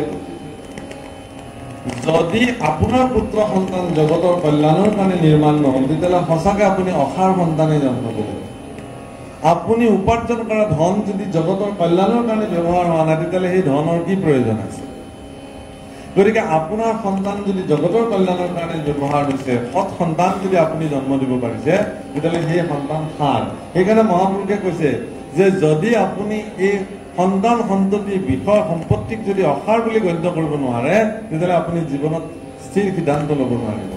এতিয়া আপোনাৰ মনত এই অনুভৱ আহিব লাগিব যে মই অসাৰ সন্তান জন্ম নিদিওঁ, মই যি সম্পত্তি উপাৰ্জন কৰিম সিও অসাৰ হ'ব নোৱাৰিব, তাকো জগতৰ কল্যাণীয় কৰ্মত ধৰ্ম কাৰ্যত তাক ব্যৱহাৰ কৰিব পাৰিব লাগিব। হে ৰাম শৰীৰ থাকিবে পৰি, একেলেখে যাইবা লৰি, বিষম যাতনা জমঘনে, গুণী চোৱা স্থিৰমতি, কৃষ্ণ বিনে নাই গতি, লৈও তান্তে শৰণ সত্তৰে। গতিকে সেই প্ৰভুসকল শৰণ অবিহনে গতি নাই। সত্তৰে, সত্তৰে শব্দৰ অৰ্থ অতি সোনকালে, তৎক্ষণাত, আজি সিদ্ধান্ত লওক, ভগৱানৰ ওচৰত শৰণ গ্ৰহণ কৰক, ভগৱানৰ দুখানি অভয় চৰণত নিজক সমৰ্পিত কৰক। এইটোৱেই জীৱনৰ সৰ্বশ্ৰেষ্ঠ সিদ্ধান্ত আৰু জগতৰ শ্ৰেষ্ঠ কথা। মই আশা কৰিম যে এই সৎ চিন্তা আৰু সিদ্ধান্তই আপোনাক উপশম কৰিব সংসাৰ ব্যাধিৰ পৰা। আৰু জাপি সজিয়া অঞ্চলৰ ৰাইজে যি আদৰ সন্মানে আমাক আমন্ত্ৰণ কৰি আহিলে কৃষ্ণ কথা ক'বৰ কাৰণে, আজি ৰাতিপুৱা এটা শৰণ অনুষ্ঠানো ইয়াতে সম্পাদিত হৈ গৈছে। এই সকলো আপোনাক সবে আয়োজন কৰি দিলে, আমাক ধন্য কৰিলে। বিশেষভাৱে মোৰ প্ৰিয় নবীন গগৈয়ে তেওঁ অনেক ত্যাগ আৰু শ্ৰমেৰে আমাক এইখিনি ব্যৱস্থা কৰি দিলে, তেওঁৰ গৃহতে ৰাখি মেলি। গতিকে তেওঁৰ পৰিয়ালটোৰ প্ৰতিও আমি আশীৰ্বাদ প্ৰদান কৰিলোঁ। আৰু আপোনাক সমগ্ৰ জাপি সজিয়াবাসী ৰাইজ আৰু দূৰ দূৰণিৰ পৰাও মোৰ অনুৰাগীসকল ইয়াত আহি উপস্থিত হৈছে।